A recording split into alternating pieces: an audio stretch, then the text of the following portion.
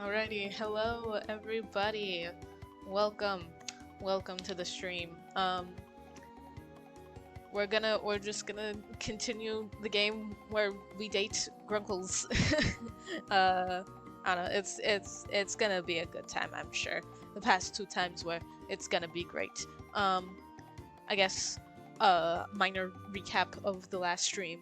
I don't remember all that happened exactly. There was baking. It was a good time. Um, uh, Me and Ford got to watch a meteor shower, which was freaking awesome, and the background was animated in that spot, and I think that's cool. So we're gonna continue and go on from there. Just gonna pause that music. We're gonna take down that screen. Wow, look at that. We got we got we got the game. We got the game. Let's load, continue on. Sunset Confessions. Ooh, so dramatic. I can't wait. Alright, time for 2 more hours of reading at the very least, and time for my throat to be ruined again. Hurrah! Okay. The dates continue. In a quiet alcove of the Gravity Falls library and on the roof of the shack past midnight. They're simple compared to the production Mabel whipped up for the night of the meteor shower, but Ford seems more comfortable this way, and really, so are you. Oh, that's sweet. Okay. You've pardon. You've learned more about him, but it's like he's still holding something back. In your conversations, it feels less like he's just spent a year away sailing, and more like he spent half his life in another universe. Huh? I wonder. I wonder why. Um, for instance, that afternoon at the library, he attempted to print nearly 3 decades worth of academic papers in physics, and you had to remind him about the existence of PDF downloads and USB drives. But whatever past he's hiding, you're not sure you'll ever find out. The magic stands worked on your car has rendered it almost operational again. Meaning that your time at Gravity Falls is coming to a close. Oh. And that today's the last date you'll have with Ford. Oh no.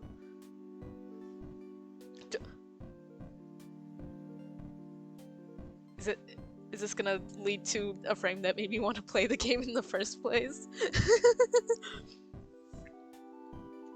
Oh boy. You arrive at the Gravity Falls community pool just a minute after sunset. Pink, oranges, and yellows streak across the sky like a splash of maple juice. Why are we arriving at like sunset? Doesn't that mean the pool's gonna close soon? Whatever. Despite it being after hours for the community pool, the front gate is open, thanks Dipper, and you sidle inside. Oh, we're sneaking in, okay. Taking in the abandoned floaties and one several times special edition soggy towel on the floor. Ah, man, someone's gonna miss that. Ford! A few minutes pass before Ford arrives, signaling, signaled, yes, I can read, I swear. Signaled by his accidental slip on said several times towel and a quiet curse at his clumsiness. Don't worry, I nearly stood on it too. Someone must have left it behind, though maybe for good reason. Is it a bad looking towel? I mean, probably. It's probably kind of tacky. If it's some like several times merch. Like, no diss to them, but it's a literal clone to boy band. I don't expect their merch to be high quality. He picks up the towel between forefinger and thumb, and something sticky drips off of Deep Chris's forehead. Ford shudders and drops it again. Oh God. Children and their boy bands. I don't trust that towel. Make sure Mabel's not around to hear that. I'm fairly certain she'd disown you. At least Baba actually had some good songs back in their day. Ford turns to you and you notice something. His curious expression softens as you stare at him, and he makes his way over to you. Okay, tilting his head down in your direction. Curse him for being so dang tall. He is. He's tall. I tried to, like, I was curious, so I just, like, kind of looked up various ages of Gravity Falls characters, and I didn't get a definitive answer, but, Stan and Ford were usually just, like, at least close to 6 feet tall. And I was like, God damn it. Tall as hell, and for what? And for what? And cute, even though Ford? Yes? You have a California fridge magnet stuck to your forehead.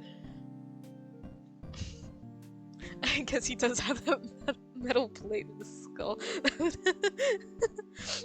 I never thought of the possibility of magnets getting stuck to it through his skin. That is hilarious. Ford immediately flushes bright red, eyes wide in surprise. Really? Peel it off his forehead, gesture toward the magnet. I'm gonna take it off his forehead. You pull the magnet off his forehead, examine it for a moment, then lightly tap his nose with it. He flushes somehow deeper pink, grinning bashfully at you. Ah. Ford sits at the edge of the pool and dangles his feet in, having not worn a swimsuit. You have one on under your clothing, but you're kind of nervous to get undressed. Whoa. May I do that thing? I love these three options. Stay dressed, strip, or may I do that thing? Wait, is he still wearing his boots? Like the boots that he usually wears? And his lawn pants? That would be upsetting for a pool, I'd assume. I'm gonna at least ask first, may I do that thing?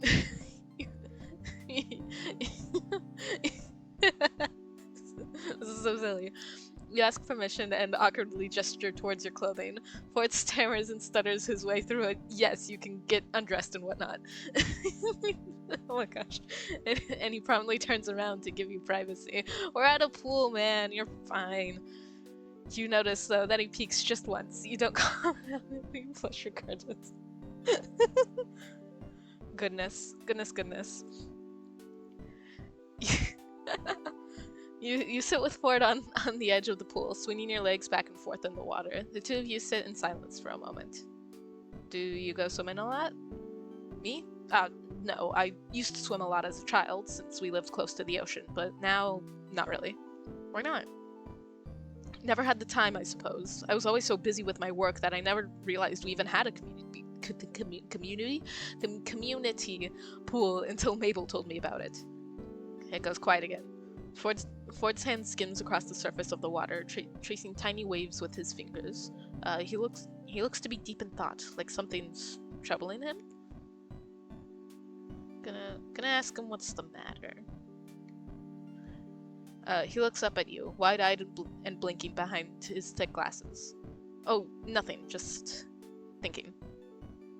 You stay silent, and instead start swirling your finger in the water too, occasionally curling your fingers around his. It's an accident, of course. Of course. Oh. I don't think the mic was able to pick that up, but my cat was just meowing. She's meowing so loud. Hello, yes. Yes, hello. Yes, hi, princess. You got a meow? You got something to say? She's only sometimes talkative, but this is one of those times, I guess. Yes, hello, darling. Yes, hello. Do you have something to say? Say it to the world. Say it to the world, princess. Where are you going? No? Okay. She doesn't want to say anything. Hello. But she's gonna sit on the couch anyway. Hello. Oh, cute cat. Okay, sorry, sidetracked. Sorry. When you have a cat, you gotta give them attention. It's the law. It's the law of cats. Are you sure you don't want to say anything? Nope, she's just gonna sniff the mic. Okay. Eventually you both stop messing with the water and leave your fingers linked together. Which gradually turns into his hand taking yours and all of your fingers intertwining, knuckles brushing against the water. We'll hold hands. Ford swallows. Out of the corner of your eye, you see his face is tinted pink, and it's probably not from the sunset. He seems nervous. More nervous than on your Mabel certified date of dreams, which is strange considering the context. That one was pretty forced. Ford, do you trust me? Okay. Aladdin reference? the classic "Do you trust me?" bit before something happens. The question comes out in one breath, out of nowhere. His grip on your hand tightens. Okay, sorry, I'm getting sidetracked. Ow! I'm getting sidetracked by my cat again. Yes, hello. Hello, sweet princess. She put her paw on my leg and just dug her claw in, because of course she would. Of course she would. But, yeah, no, she's here. Yes, hello. Yes, hello. Kind of wish I had like a face cam or something so I can show you guys her. Yeah. Pretty kitty. Yes, hello. Oh, she's got her paws. Oh, she's just muffin in the air. Yeah. Okay. Oh, I think she's purring a bit. Yeah! Cat purrs! Greatest moment. Greatest moment in the world. Okay. Yes, hello. Sorry, she's just so dang cute. She's just so dang cute. Yes, hello. You always choose the worst times to try and get attention, though. It's usually when I'm busy with something that she's just like, actually, I need attention now. And it's like, hey, I'm in the middle of doing something. I'm in the middle of eating usually, and she's just like, pay attention to me. Such is the way of the cat. Yes, hello. Okay. She gets a little kiss on her kitty cat forehead, and then we're to continue. Okay. What do you say? He asks if we trust him. Okay. Yes, of course. He rubs the back of his neck with his free hand, a small reflective gesture, 6 fingers dipping beneath the high collar of his sweater. Oh. Musical shift. We're getting dramatic. There are things that I still haven't told you yet. Things about myself. Things I'm not sure you'd like. How my cat keeps trying to put her claws in my leg. Princess, I love you, but please stop. That hurts my legs. We're having a dramatic moment here. Please don't hurt my legs while we're having a dramatic moment, you silly kitty. Yes. There's things I still haven't. Yes, hello, princess. Hello.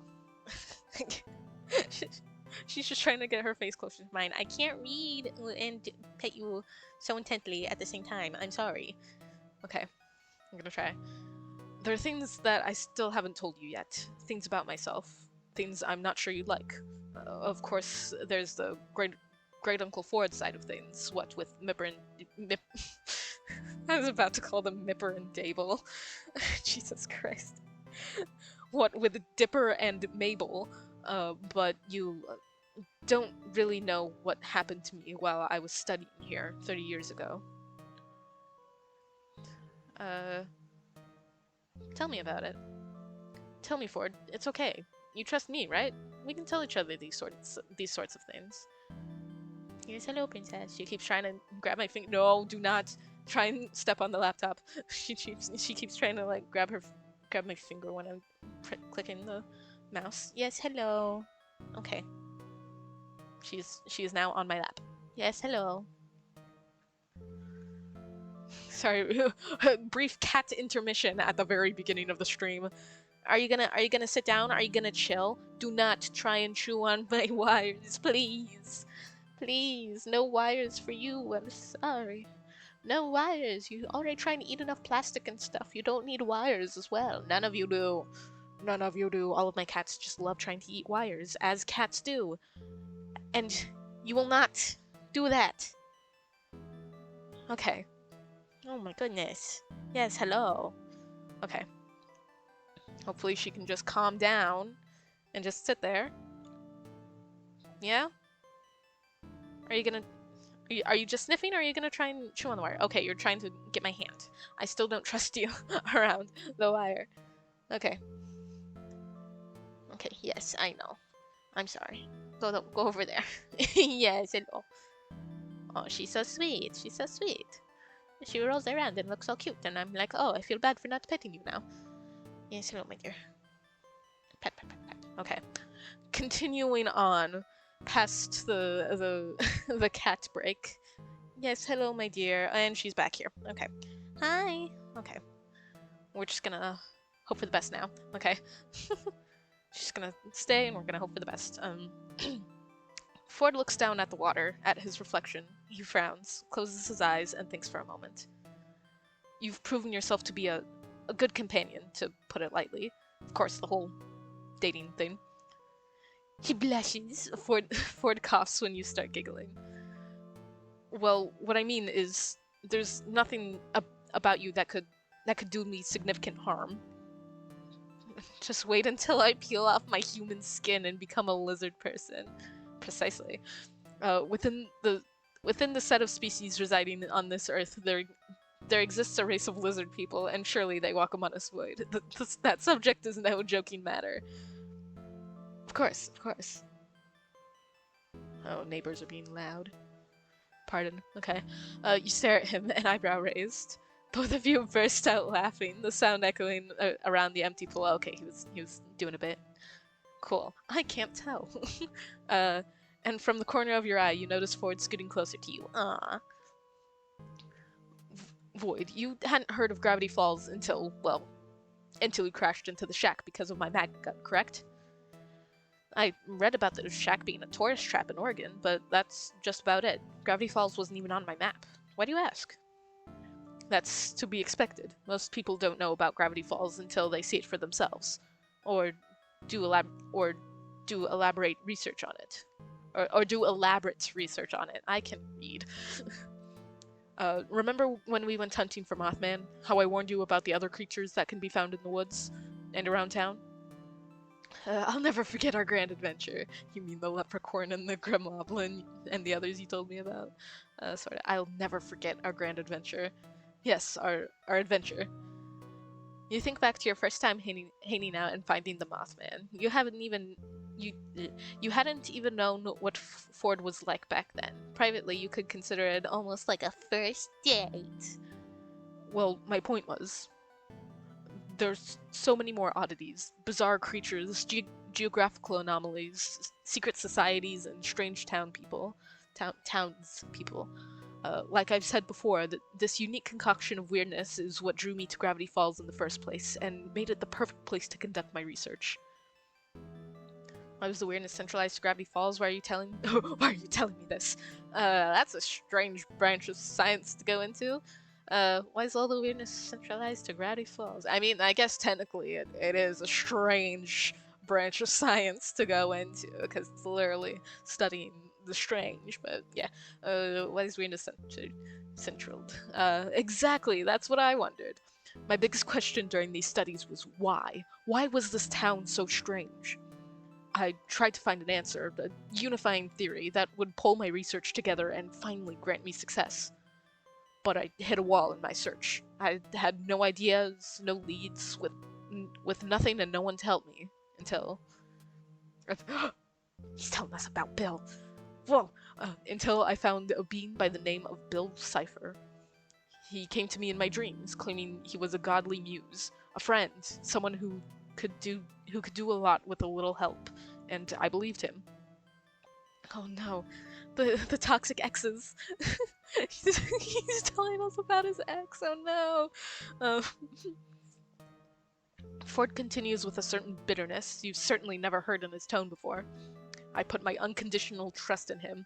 I asked for his wisdom, for his guidance, put him on a godly pedestal and worshipped him, even going as far as to litter my house with his image.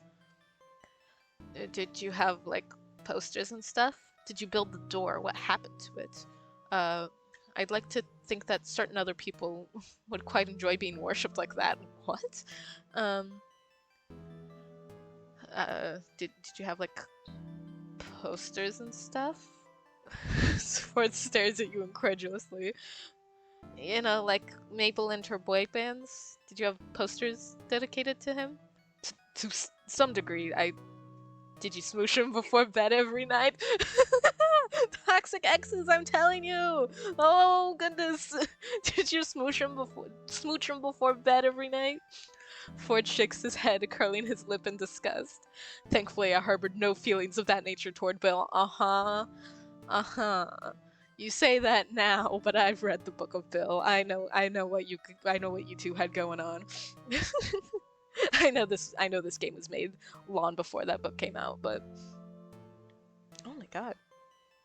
This game was made 6 years ago. Oh my god. Oh. I hate suddenly being aware of the passage of time. Jesus Christ. Okay. Continuing on, I looked to him for knowledge and knowledge alone.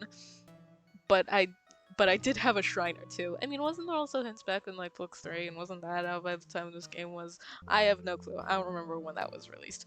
Moving on. I wouldn't put it past you. Well, when I consulted Bill about my unifying theory, he told me that my answer lay in another dimension, and that he could help me build a portal to it.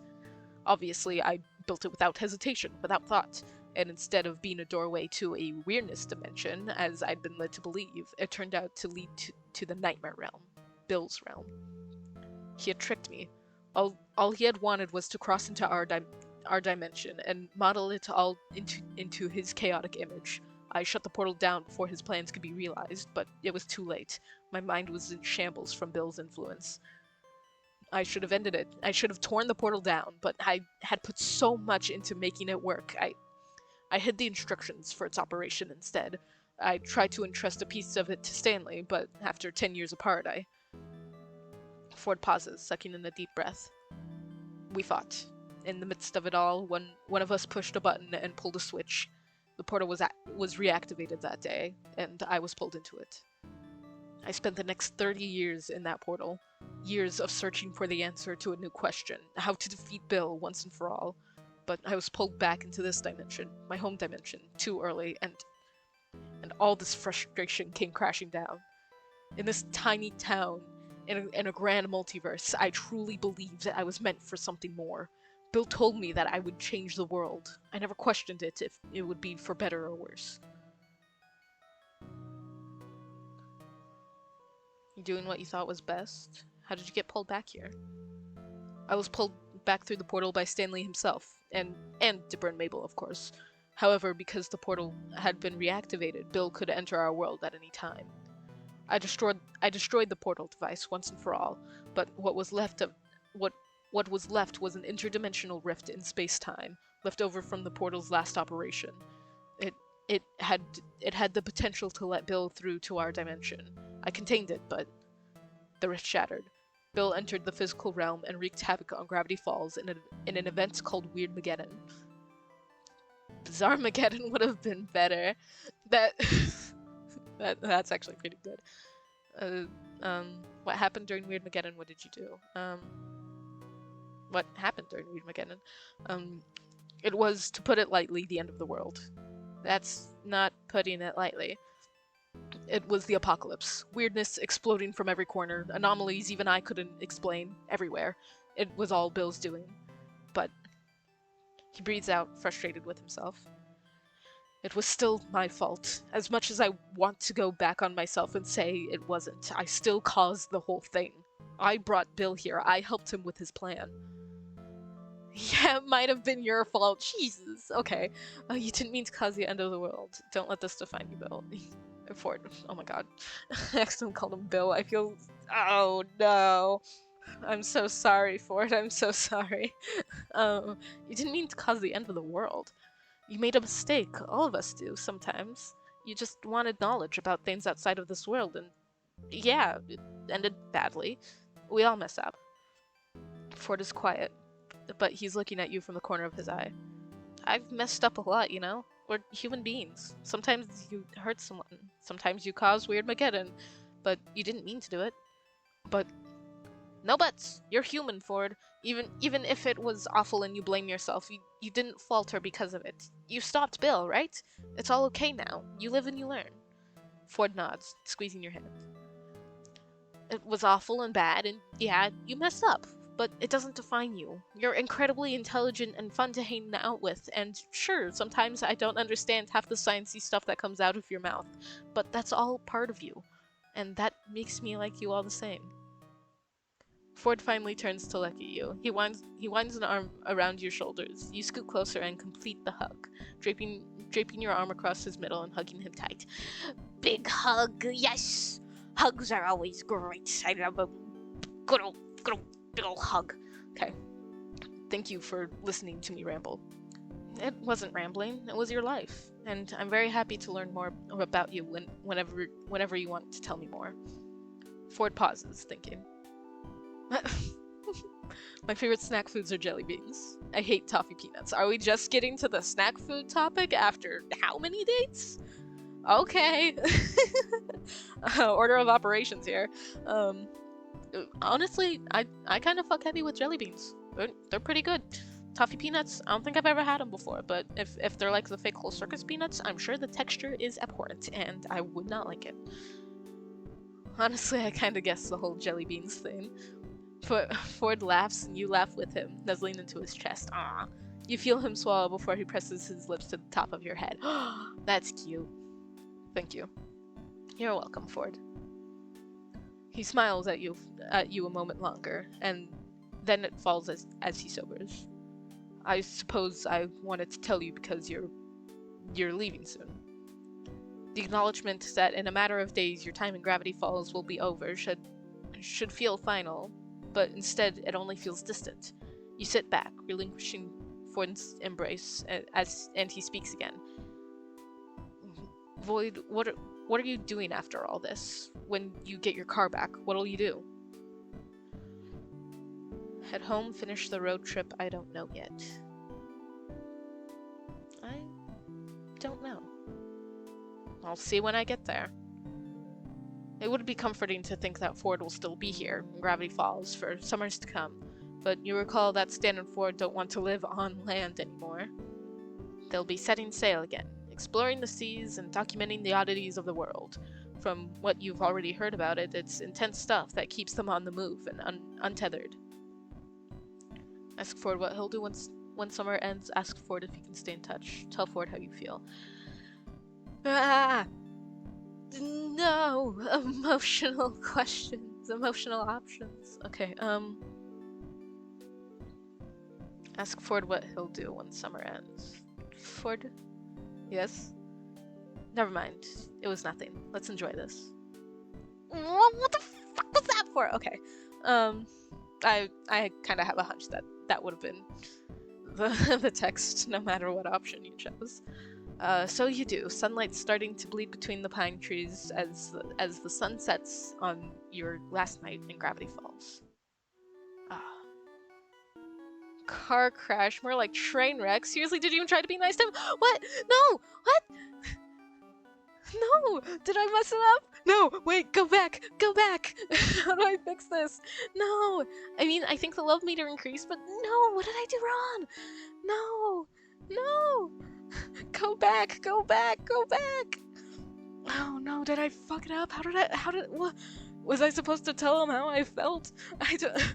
No! No! I did try and be nice to him, I swear.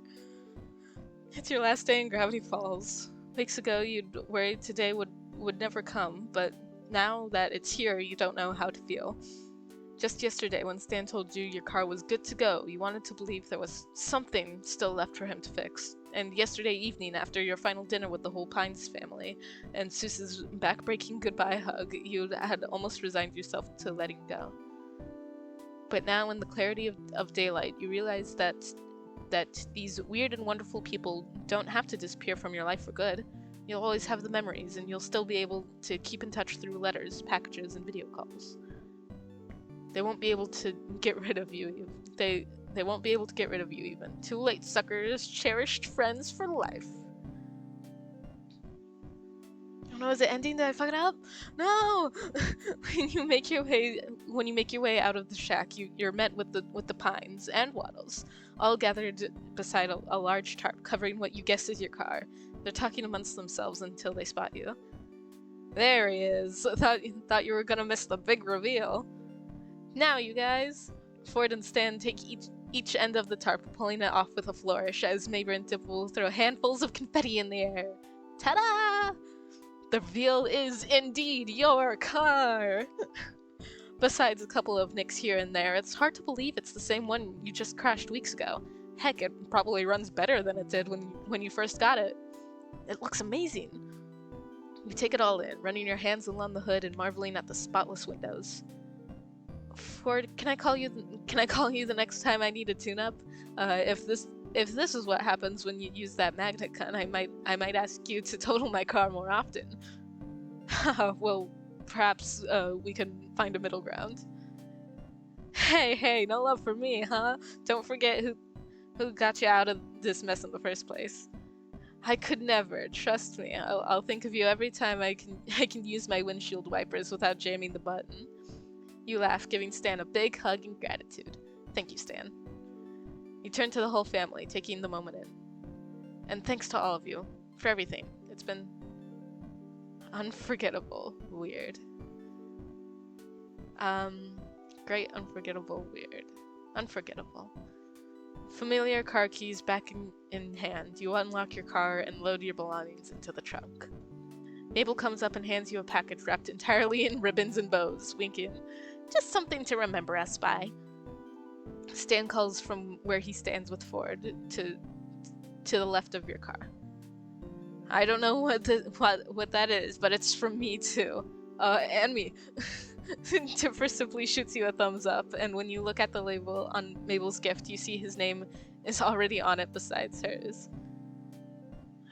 I want to open it. You're about to pull at the ribbons, but Mabel chides you. No, you've got to open it on the road after you leave. Or, well, after you stop at a rest stop, because you're driving. Please don't get into another accident. You tuck the gift into the trunk on top of everything else, making sure it's safe from being crushed. After Mabel, Waddles comes up to you as well and snorts up at you. You give the little guy a loving pat. You're going to miss that pig. You're really going to miss Gravity Falls, too. I don't know what to say, except, I guess... You're about to say goodbye when Ford interrupts you. Void, wait. Oh, boy. Come on, kids, back in the house, nothing to see here. Oh, but I want to see! Off they go. Okay. Stan shoos the kids back into the shack, leaving Ford and you alone outside. Ford steps closer to face you. Void, I've never been great at relationships. In college, I ruined what chances I had, and anything after that is best left forgotten. But I think I want to try this with you, Void, if you'll have me. Absolutely! I want this too, Ford. Yes! I think this will work, and I want to keep in touch, Ford. I wanted to ask for your number ages ago, but the shack's landline isn't exactly private, and I don't think you own a cell phone. No, Stanley's the one who bothers with cellular phones for the kids' sake. But I connected my watch to the interweb, as they say, and you can send me electronic mail, or... Oh my gosh. Ford hands you a folded piece of paper with parts of his cursive peeking from its folds. You almost start to unfold it before Ford places his hand over yours. You can send me a letter. This one's just to start us off. You look up at him and feel the desire to hug him, kiss him, shake his hand. Yeah, we're gonna end this exchange with a crisp handshake. No, go bold, go big or go home. You lean up and give him a parting kiss on the cheek. When you step back, he's blushing. You know, Void, meeting you has made me incredibly glad that I made that mistake with the magnet gun. Not that straining you here was a positive, but remember me, alright? Same to you. Don't forget me while you're off saving the world and on the Stana War. Goodbye, Ford. Ford watches as you get in your car and start up the engine. You turn onto the road with ease, and in the rearview mirror see Ford waving goodbye, as well as Dipper, Mabel, and Stan from the shack. You smile at the sight and say a last goodbye into the quiet of your car, watching until you have to focus on the road once more. A little while longer and you're through town, back on the open road. A sign passes on the right, now leaving Gravity Falls.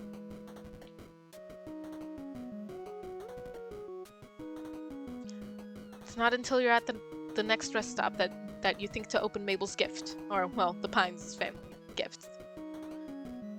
You unwrap it and find Mystery Shack souvenirs, a small knitted square Mabel has helpfully labeled as a mug sweater, and a photo.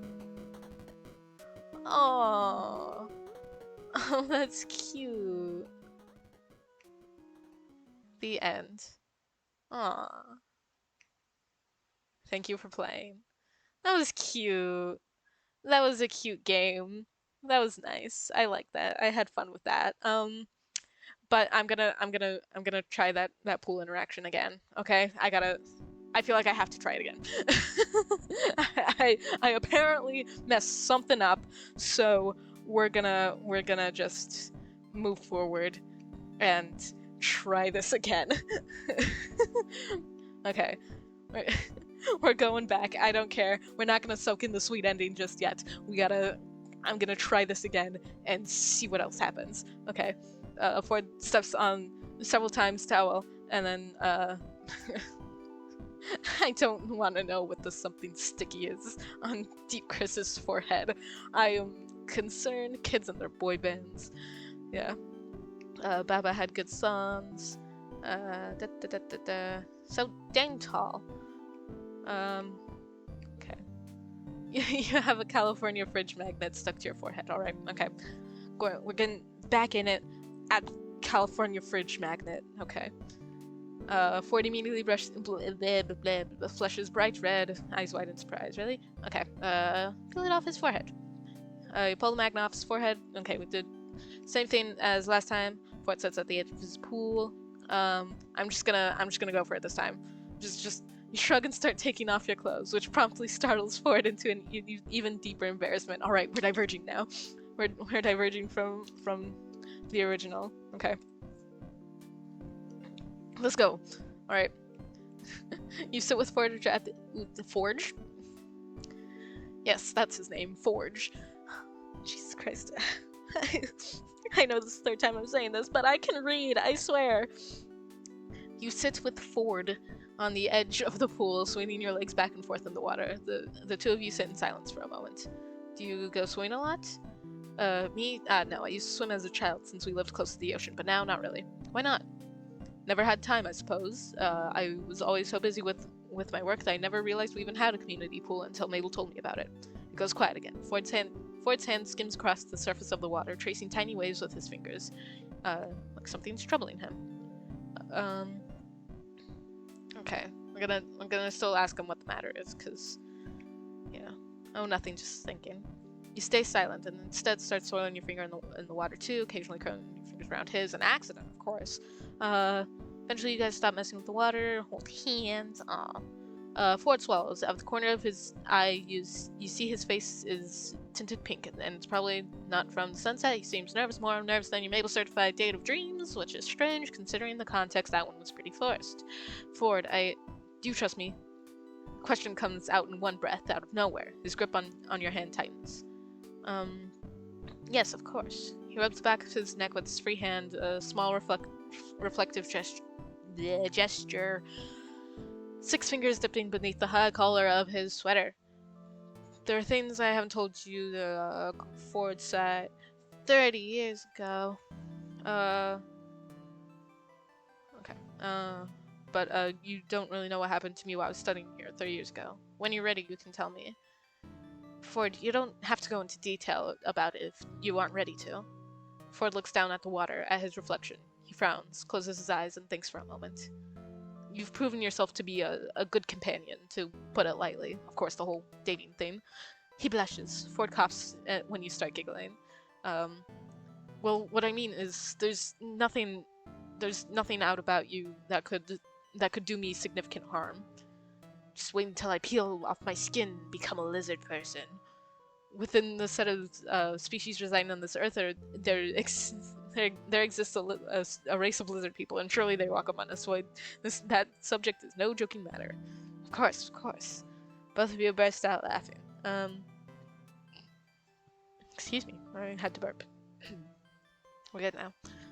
Sound echoing across the empty pool, and from the corner of your eye, you notice Ford scooting closer to you. Void, you hadn't heard of Gravity Falls until you crashed into the shack because of my magnet gun, correct? I read about the shack being a tourist trap in Oregon, but that's just about it. Gravity Falls wasn't even on my map. Why do you ask? That's to be expected. Most people don't know about Gravity Falls until they see it for themselves, or do elaborate research on it. Remember when we went hunting for Mothman, how I warned you about the other creatures that can be found in the woods and around town? I'll never forget our grand adventure. Yes, our adventure. Think back to the time in Mothman, served first date. Well, my point was, There are so many more oddities, bizarre creatures, geographical anomalies, secret societies, and strange townspeople. Like I've said before, this unique concentration of weirdness is what drew me to Gravity Falls in the first place, and made it the perfect place to conduct my research.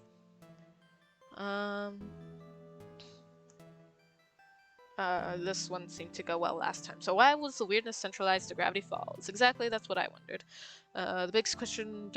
My biggest question during these studies was why? Why was this town so strange? I tried to find an answer, a unifying theory that would pull my research together and finally grant me success. But I hit a wall in my research. I had no ideas, no leads, with nothing to help me until I found a being named Bill Cipher. Came in my dreams, claiming he was a godly muse, a friend, someone who could do a lot with a little help, and I believed him. Ford continues with a certain bitterness you've certainly never heard in his tone before. I put my unconditional trust in him. I asked for his wisdom, for his guidance. I put him on a godly pedestal and worshipped him, even going as far as to litter my house with his image. Did you build the door? What happened to it? Well, when I consulted Bill about my unifying theory, he told me that my answer lay in another dimension, and that he could help me build a portal to it. Okay, weirdness dimension.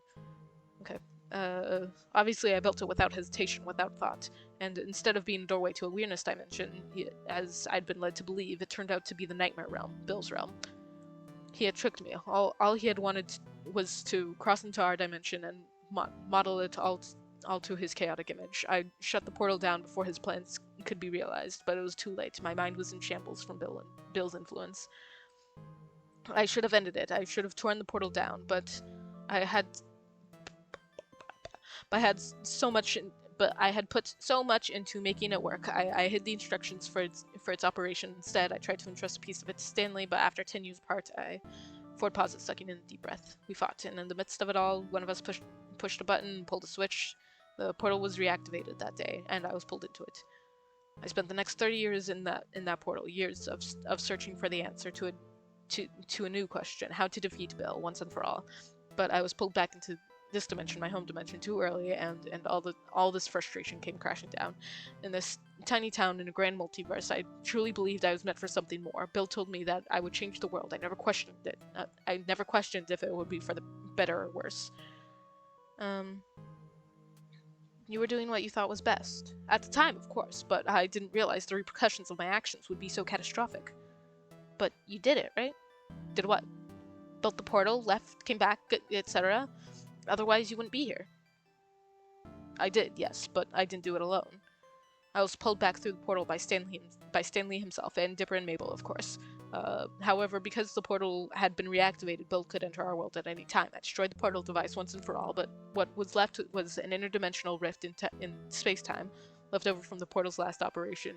It had the potential to lead Bill through our dimension. I contained it, but the rift shattered. Bill entered the physical realm and wreaked havoc on Gravity Falls in an event called Weirdmageddon. What did you do? Me? I was captured and turned into a sideshow at the devil's right hand, while my family was left to deal with the remains of my grave mistakes. It was the apocalypse, weirdness exploding from every corner, anomalies even I couldn't explain, everywhere. It was all Bill's doing. But he breathes out, frustrated with himself. It was still my fault. As much as I want to go back on myself and say it wasn't, I still caused the whole thing. I brought Bill here. I helped him with his plan. Yeah, it might have been your fault, jeez. Don't let this define you, Bill. Oh my god, I called him Bill again! Oh my god! Maybe this is why the date went bad, because you heard me accidentally call him Bill. Jesus Christ. Don't let this define you, Ford. Oh my god.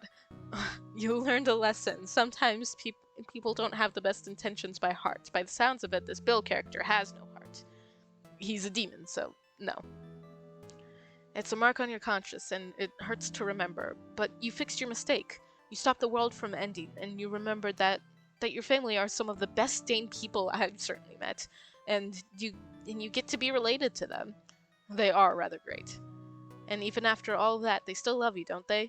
Mabel set us up a romantic dinner. Dipper wrote you a whole D&D and more D campaign. Stan Well, you know how much your twin brother cares for you. He built your entire portal back up and brought you home. Ford nods, squeezing your hand. It was awful and bad, and yeah, you messed up, but it doesn't define you. You're incredibly intelligent and fun to hang out with, and sure, sometimes I don't understand half the sciencey stuff that comes out of your mouth, but that's all part of you, and that makes me like you all the same. Ford finally turns to you and winds his arms around your shoulder. A big hug, woohoo! Thank you for listening to me ramble. It wasn't rambling, it was your life, and I'm very happy to learn more about you whenever you want to tell me more. Ford pauses, thinking. My favorite snack foods are jelly beans. I hate toffee peanuts. Honestly, I kind of guessed the whole jelly bean thing. Okay. Yay. Ford laughs, and you laugh with him, nuzzling into his chest. You feel him swallow before he presses his lips to the top of your head. Thank you. You're welcome, Ford. He smiles at you a moment longer, and then it falls as he sobers. I suppose I wanted to tell you because you're leaving soon. The acknowledgement that in a matter of days your time in Gravity Falls will soon be over should feel final, but instead it only feels distant. You sit back, relinquishing Ford's embrace, and he speaks again. Void, what are you doing after all this? When you get your car back, what'll you do? I guess finish the road trip? I never did get to finish my road trip. It would be comforting to think that Ford will still be here in Gravity Falls for summers to come, but you recall that Stan and Ford don't even live on land anymore. They'll be setting sail again, exploring the seas and documenting the oddities of the world. From what you've already heard about it, it's intense stuff that keeps them on the move and untethered. Tell Ford how you feel. Ford, yes? Never mind. Oh, I knew it! I knew it! No matter what you choose, it's just gonna be never mind. So you do. Sunlight starting to bleed between the pine trees as the sun sets on your last night in Gravity Falls. I didn't fuck it up this time, but looks like this is actually working out. Okay, I didn't fuck it up this time, but also it only went up a little bit more compared to what it did, how we got it last time. I gotta do some research. Hang on. Okay, hang on.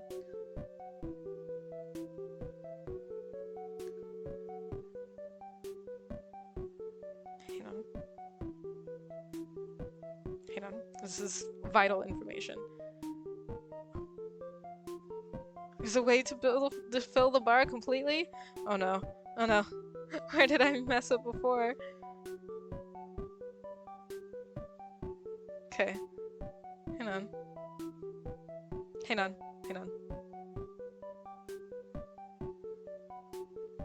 Oh, there's a fan-made extended ending for both Ford and Stanrat. Ooh.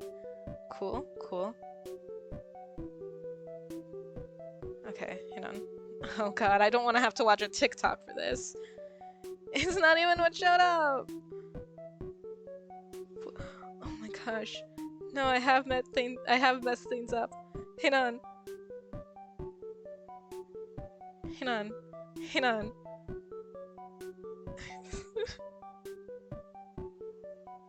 There's a whole picture for it? No! Hang on! Please. Please just work. I don't want to have to deal with TikTok. Please, no! I'm not reinstalling it. I don't want to reinstall it. Just give me the answers. Just give me answers. And there's a TV tropes page about it. Oh my gosh. No, please. Okay. I need the information. Is it because I did something wrong at some point? Do I need to play through this whole thing again? What do I need to do? What do I need to do for this specific scene? Oh, there's scenes I have not seen. Oh my gosh. Oh no. Oh no, I might just have to play through this whole thing again and just go ham. Do my best. Okay. That won't be this stream though. That'll have to be a later time, but No. Please, just give me a short little guide on what to do. Do I have to do like everything right beforehand? No. Please. Wait, hang on. So sorry, I'm getting so very sidetracked, but no! Don't make me download it! No. Please. I know you can play the video without me having to click on it. I'm going to explode. Oh, so now you do. So now you do that, but you won't. Please. God damn it. Okay, it's not gonna work. Well, I'll. Gah, grumbling. Gah, I'm upset. Okay. It's your last day in Gravity Falls. Yada yada yada. Okay. Go to. Everything has. Okay. Starting to leave Gravity Falls now. Saying goodbye to people. Thanks to all of you for everything. It's been, after all this, it's hard to believe I thought I'd be having a quiet trip this summer. It's been weird. Your car keys back in hand. Mabel, thing to remember us by. Okay, yes, it's the gifts from everybody. Save it for later. Open it on the road after you leave. Or well, after you stop at a rest stop because you're driving. Please don't get into another accident. Thank you, Dipper. You tuck the gift into the trunk on top of everything else, making sure it'll be safe from being crushed. After Mabel, Waddles comes up to you as well and snorts at you. You give the little guy a loving pat. You're going to miss that pig. Gosh, I would give anything to just like give a pig a little head pat. Just like a little head ruffle between the ears. That just something. You're really going to miss Gravity Falls too. I don't know what to say, except I guess Void, wait, okay. Is this just gonna be the same thing? Stan, Dipper, and Mabel leave. Stan shoos the kids back into the shack. Ford and you are alone outside. Ford steps closer to face you. Void, I've never been great at relationships in college. I ruined what chances I had. I believe this is just gonna be the same stuff as last time. I want this too, Ford. I love you so much. Please. Give me a crisp high five. Or high six, rather. Email. Sending him electronic mail. Sending letters. Give him a kiss. Parting the kiss on the cheek. When you step back, he's blushing. Okay. Positive. But remember me, alright? Same to you. Okay. Saving the world on the Stano War. Okay. Last goodbye. Now leaving Gravity Falls. Alright. Until you're at the next rest stop, you open Mabel's gift. Mug, sweater, merch, photo. The end. Thank you for playing. Yeah, that was a sweet little game. I had fun with it. There is something. Okay. I've missed a handful of things. Okay, and then we haven't even gotten to Stan's route yet. Oh, Ford has 6 pictures available, but Stan only has 5. Interesting. Well, I believe. Well, I think I might play through Stan's route on stream, on a different stream, of course, but we'll play through that eventually, and I'll try my best to get it as best as 100% as I can, and then after that we can go back to Ford's to get the stuff we missed. Aw. Okay. Sorry. He's pretty, and this art is so nice. But yeah, how long has this stream been so far? Let me check real quick. Oh, okay. How long has this stream been? It's only been like an hour. I can do something else. Either we can start this over from like the beginning, and go through Stan's route, or oh shoot, I did not mean to do that. Wait, no, hang on. Um, hang on. Uh, um, save, I guess. Okay, quit. Hang on. Yes. Okay, I did not mean to do that. I didn't mean to start. Oh no, I closed the game. Oh no, oh no. Hang on. Okay. Whoops. Oh, whoops. Hang on. Hang on. Let's start that up again. I'm gonna start up the game and then go use the bathroom real quick, cause I gotta go. I gotta go. But I'm gonna do that real quick, and then um we'll figure out what to do. I'll think about it while I'm in the bathroom. Um, just we're going back to the starting soon screen. We're getting the music back on. I will be back soon. Um, and I'll think about what to do with the rest of this stream. I shall return momentarily.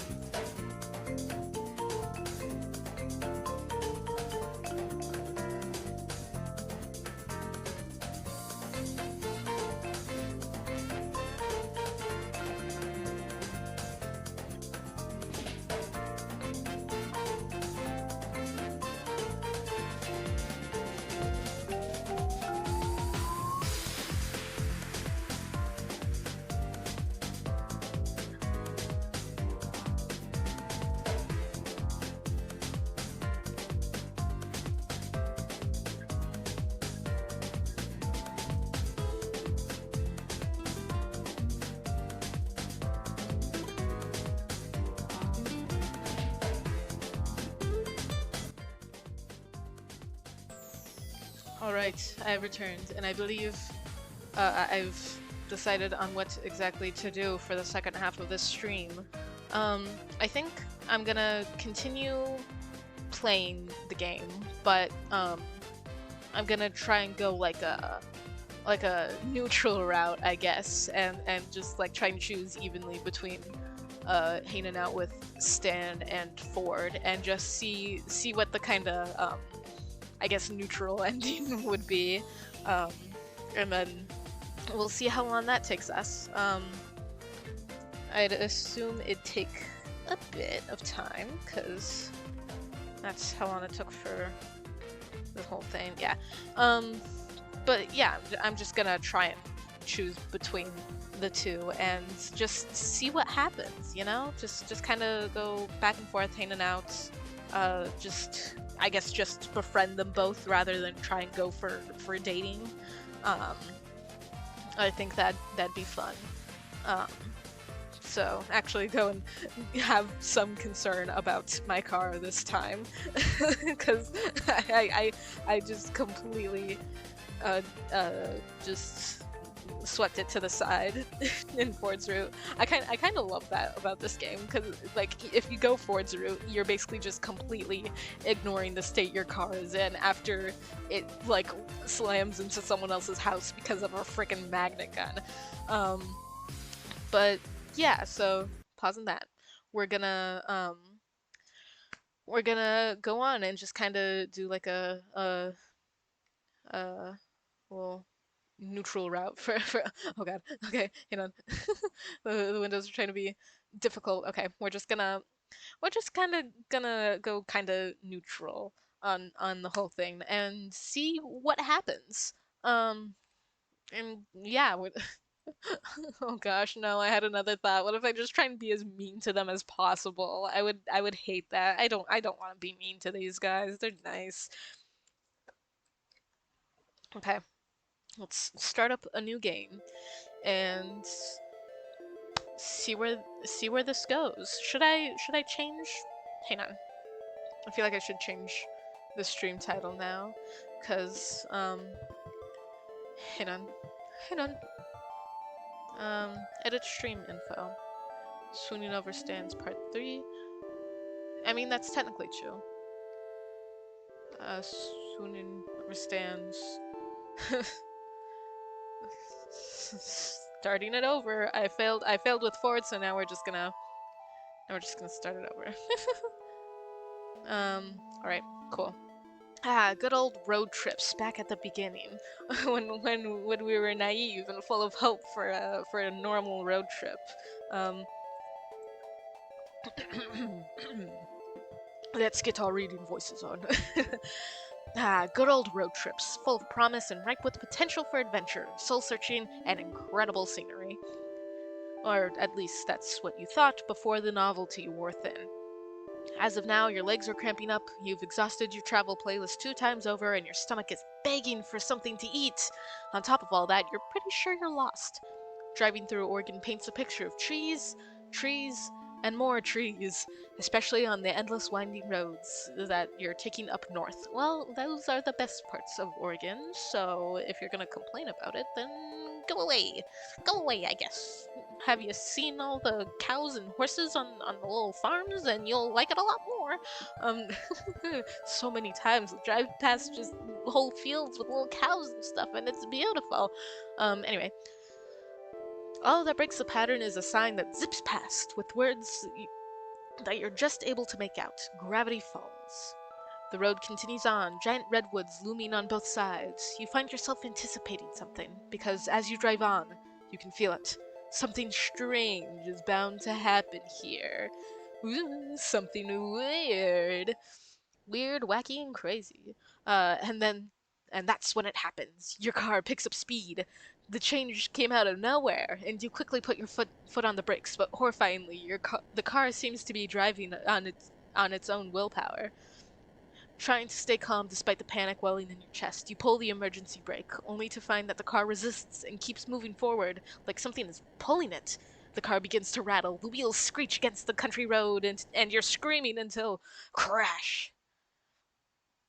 Oh, what an unfortunate set of circumstances. There's smoke. Why is there smoke? You cough, fumble for the door, and manage to undo the lock just before the door is wrenched outward from your grasp. Something lands on your shoulder. A hand. Are you alright? Hey! A man stands at your open door. His hand on your shoulder leaves to tilt your head up, and he pulls a flashlight from his coat, shining it in your eyes. 2 blinks, and he lets your chin go.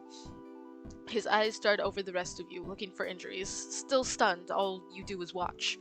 What's your name? Type in your name. We're just gonna go with Void again. And pronouns, he, him still. Void. I'm Stanford Pines. Ford for short. I would shake your hand, but you look shaken up enough as it is. You seem fine as far as I can tell, but you shouldn't head back out there anytime soon. Where on earth were you driving in such a hurry? You open your mouth to explain when a voice calls from inside the house. Okay. Poindexter, this better not be one of your experiments again. I've had this place rebuilt too many times to... I'm not even gonna try and do voices for them. I can't. I don't even know where to begin. My voice isn't deep enough to do decent impressions of these two. Anyway, the owner of the voice walks out of the house and stops slackjawed at the side of your car in the side of, you're guessing, his house. You must have hit your head earlier because you could swear you're seeing double. Sweet Moses, Ford, you've done it this time. What? This had nothing to do with me. I was testing my magnet gun, and it must have pulled this victim of circumstance into the house. I suppose it is entirely my fault. I'm incredibly sorry. Cry. A tear streaks down your cheek before you know it. You're crying. Both men look intensely uncomfortable shit, but Ford reaches out to give you a hesitant pat on the shoulder. Hey, look, it's fine, all right. Sure, there's a dent in the hood from the shack signage and a crack in the windshield that looks like an ominous triangle, but I'm sure she'll still run. You try and start up the car. It sputters, but ultimately nothing happens. You feel like crying again. Oh. Well, let's call a tow truck for this unfortunate soul here and forget. I'll take care of it. You're right. It is cheaper to tow it yourself, Sixer. Get that magnet gun out again. No, Stanley, I'm going to fix this. Ha! What? Ha, you fix this mess? I've figured out a few alien vehicles in my time. Nah, you kidding me? It takes some sort of miracle worker to bring this baby back to life, and this miracle worker is on vacation. Stanley, a moment. Ford and Stanley turn away, and you're left to your thoughts. You could anticipate a car accident like this.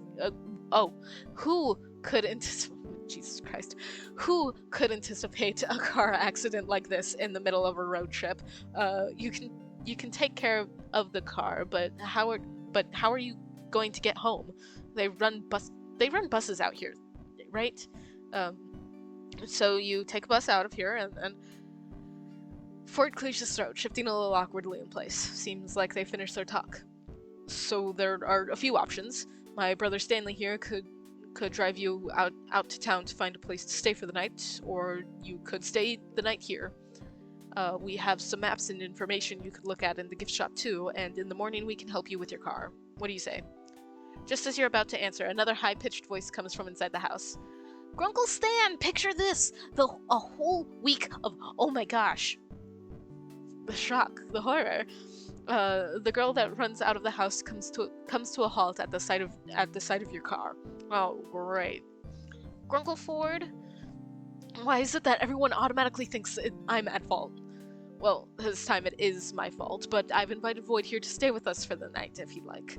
I'm sure I can fix this. I just have to figure out how. Stanley sighs. I can take a look. Being on vacation's pretty boring, and the old Stanmobile hasn't needed a tune-up yet, so it wouldn't be too bad to work on something in the meantime. Thank you, Stanley. I'm sure I can put something together from the gadgets I have laying around if you need any specialized tools to help you with the job. And let me introduce myself. I'm Mabel. You can ask me anything. I pretty much know everything there is to know about this place. Wait, hold on. I haven't even said anything yet. I appreciate your offer to let me stay and to repair your car. Yeah, it'll be good as new in my hands. I mean, look at my Stanmobile. She's been through the ringer who knows how many times, and she's still a beaut. He points out a red car parked a distance away. You can't really see how beautiful it is at this distance, but he sounds really confident. I mean, yeah, the times you see it in the show, it looks relatively fine for how many times he crashes it into this, that, or the other thing, you know? Whether it be a fence or a tree, he just... everything. That poor car. Well, this turn of events is suspicious. Fortuitous. I want to say suspicious this time, because that's a funny word. Free repairs? Free lodging? What is this? The setup to a murder? You can see the headline now. Unsuspecting tourist dies mysterious death in backwater town.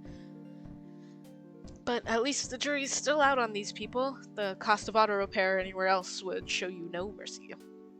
Well, I accept. Thanks for the help. My apologies again. What an embarrassment. I must have made such an elementary mistake. Yeah, jeez. No, I'm joking. As the pines lead you inside the house, Mabel leaves her number in your phone for you to call whenever, and you find out that Ford's twin goes by Stan. This part's the house, but just outside that door is the Mystery Shack. Hey, you ever been to the Mystery Shack before?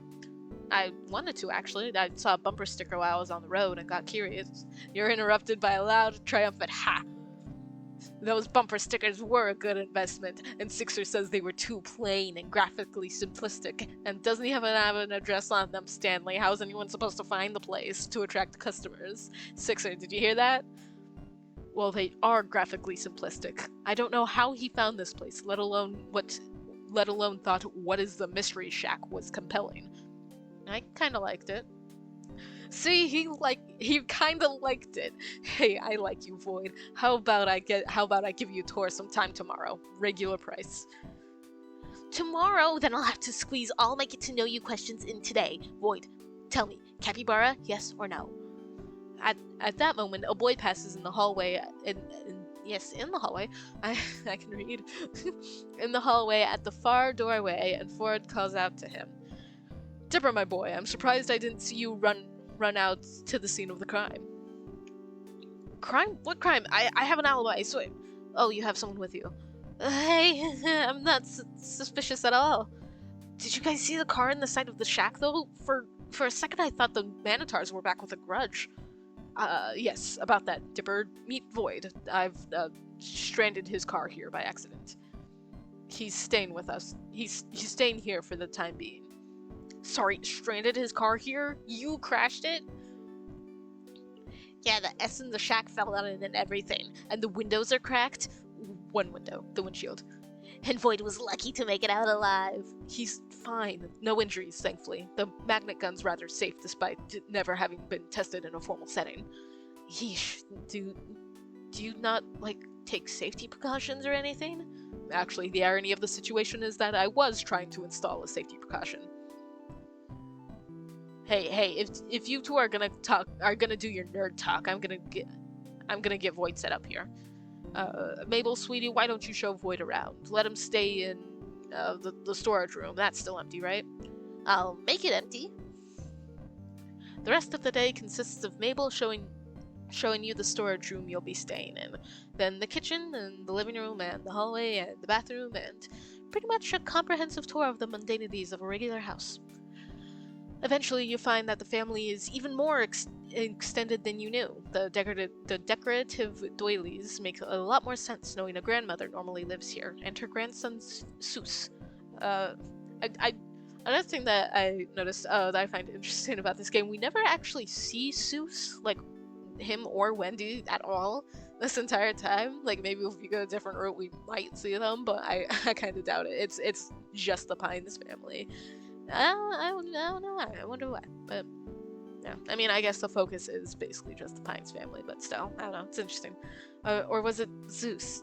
Whatever the name, you look forward to meeting him when he comes for work in the morning, and yet you don't. When you go up to the attic, Mabel opens the door to reveal Dipper, nose stuck in his book.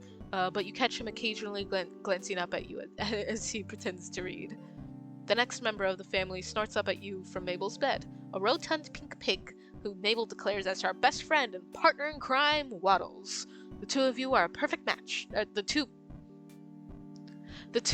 of them are a perfect match. Right down. That was me talking to Mabel and Waddles, breaking the fourth wall. The two are a perfect match, right down to the chubby cheeks and boopable noses. And in the evening, though you'd still been in disbelief over the state of your car, the family dinner and after dinner TV marathon you'd been invited to made it seem like a normal guest stay rather than a forced circumstance.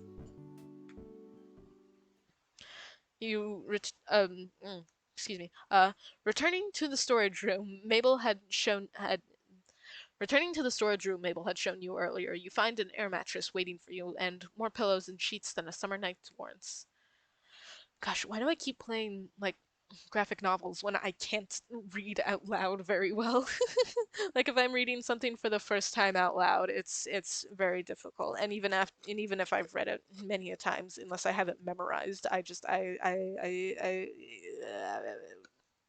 yeah. Okay. You wake to the weak glare of sunlight streaming in through the small, high window in the wall. You can't remember your room having this kind of feature, or any hotel or motel room for that matter. And then yesterday comes crashing back to you. You glance at the time to see that you've slept into the afternoon. Experiencing the accident yesterday must have left you tired out.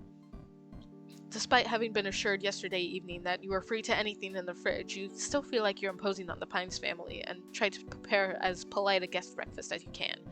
You wash your dishes in the sink before you leave, and just as you're about to exit the kitchen, you bump into Ford.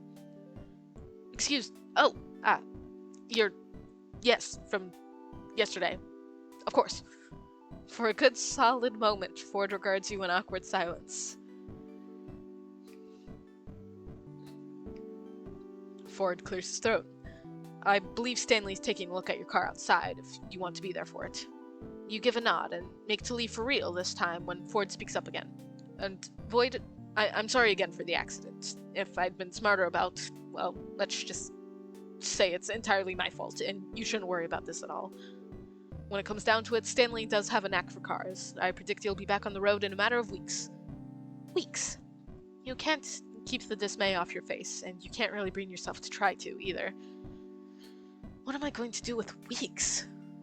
Ford, who'd gone kind of uncomfortable and closed off when your face fell, recovers at the prospect of a question he can answer. Well, there's the town to tour, of course, and the Mystery Shack. But if you ask me, all that pales in comparison to... Oh, hold on, do you hear that? Ford turns to the kitchen doorway to investigate. Sounds like... The sound comes again, and this time you hear it as well. The squeal of a pig, followed by a pair of quick footsteps running down the stairs. Waddles tumbles past the open kitchen doorway, and Mabel comes into view soon after, a few sheets of paper clutched in hand. Ford steps quickly out of the kitchen, and you follow to the doorway, getting there just in time to see the apparent tug of war between Mabel and her pig over a saliva-covered sheet of paper. The paper rips, and after nearly toppling backwards from her efforts, Mabel recovers, snatching the scrap of ripped paper from Waddles' jaw and lifting both pieces up victoriously. Haha! Mabel wins again! Now I just gotta find Grunkle Ford! Ford, who'd run forward and held out a hand to steady this energetic child when she'd been in danger of toppling over, now finds a number of crumpled sheets of paper shoved into his hands. Mabel tugs urgently at his coat. Grunkle Ford, you have got to help me! Ford kneels down to face Mabel with a serious, though concerned look. Slow down, Mabel. What's the matter? Dipper found a stack of papers from your old journals, and I walked in, and Waddles ran up and started eating one, and he must have been chewing on it to warn me. Grunkle Ford, because look! Mabel takes the ripped halves of the paper back from Ford's hand and joins them together, holding it up for Ford to see. I see. And you took it as a warning? Yes, it says here that it eats small dogs, and Waddles is a small pig, but he sort of looks like a dog from far away, and Waddles must have feared for his life. Waddles seems to second this notion with a snort. Or not, as it seems the pig is lounging adorably a short distance away from the hallway. In the hallway. You can't imagine what this dangerous predator could be. Some kind of wolf? Something bigger? You're suddenly not keen on staying anymore. Remember the pterodactyl I told you about? Waddles was so scared that time, I can't let him leave my side. Pterodactyl? You suppose pigs are allowed in museums around here? How about I finish that repellent I never got around to completing? That'll keep Waddles safe from harm. Mabel flops down on the floor in relief. Grunkle Ford, you are an actual lifesaver. Waddles, you have nothing to fear.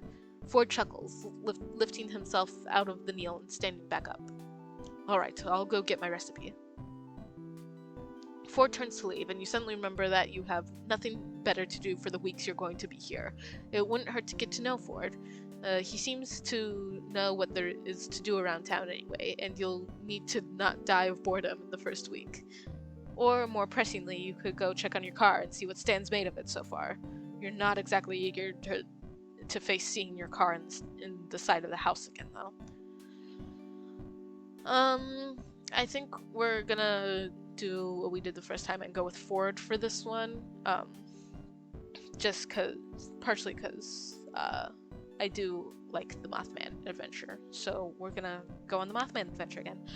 Ford, wait, need a hand with that recipe? I can handle it myself. Are you sure you can use a hand?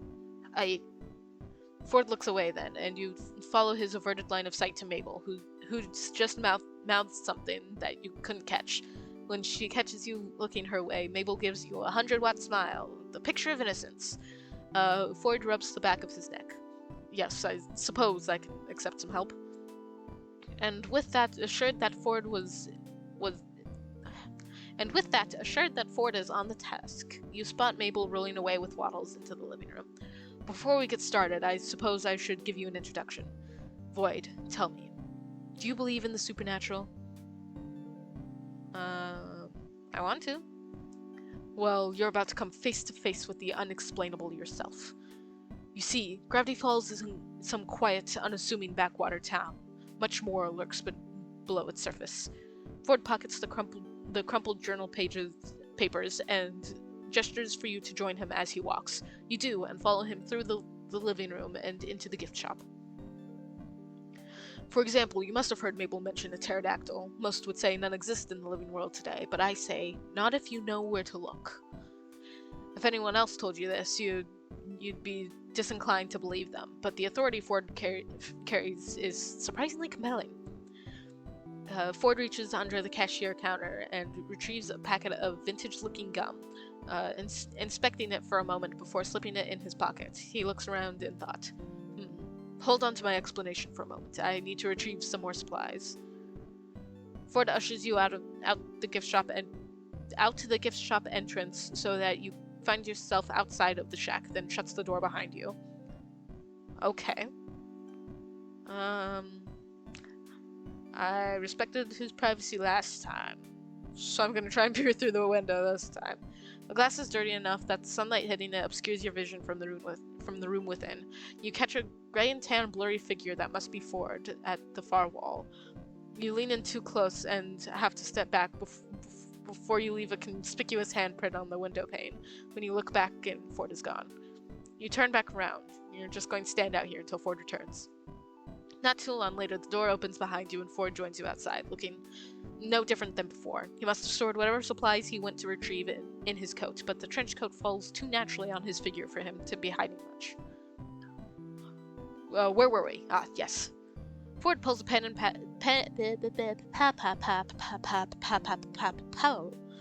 Ford pulls a pen and pad of paper from his coat, walking as he writes. Okay, new tongue twister for for theater warm-ups. Okay. Just as you're about to head out, he stops and smacks his hand to his face. Oh, shoot! 1 second. Ford hurries back to the house, realizing he forgot one important component to his adventure: a butterfly net. Before you get a chance to ask, he strides out ahead of you, obviously in no mind to tell you what it's for quite yet. The pair of you walk past the shack and down a well-worn path into the trees surrounding the house. Sunlight peeking between the pines. He double-checks whatever he scribbled onto the paper and tucks it back into one of his coat's seemingly infinite pockets. He stops and turns to face you with a definite nod. Definitive.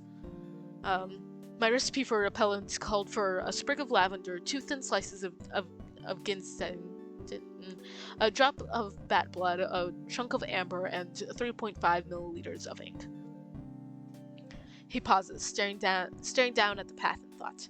Obviously, I already have all of those components on hand, all except for one last ingredient, a single moth's wing, from Mothman itself. You can't help it. You gasp. Ford glances at you, and you think you see a hint of a smile before he turns back to the path and continues along, wind ruffling through his hair. You see, Mothman is the very creature on that page that Waddles seems to fear. Using a piece of itself should ward it away, or at least lead it to believe that Waddles isn't for eating. I would have already completed the repellent years ago if I had managed to collect that wing. Was it too difficult? Oh, I just never got around to it. Besides, Mothman used to come bad at this lamp I had lit in the backyard. It seemed like wow, my brain is chugging. Words are not working. Okay. Mothman used to come and God. It's no. I inhaled some spit. No. Man, I'm just trying to read. Okay, it seems like such an innocent hobby that I never had the heart to chase it off. There, Jesus Christ. Okay, but if this brings Mabel and her pig a peace of mind, then the time has come to finish this. Sunlight filters through the trees, causing dappled shadows across Ford's coat as he leads in front of you. Break the silence? Wait for him to speak. Ford glances back at you. You know, for Gravity Falls locals, encounters with strange creatures like Mothman are commonplace. I have to admit, I'm looking forward to seeing what a tourist will think of the true oddities of this town. How do you know so much about this stuff? I don't want to be like, how much longer are we walking? I don't know. I chose this answer last time, but also yeah. I study anomalies, and anything unusual, strange, and just plain weird. I began my research in this town because it was, and remains, a hotbed of paranormal activity. I made this exact trip years ago, though. I made this exact trip years ago, though at the time I had no idea where I was going. It was just dumb luck that I managed to tail Mothman back to its cave from my backyard. Navigating the forest by moonlight is poetic, but not advisable.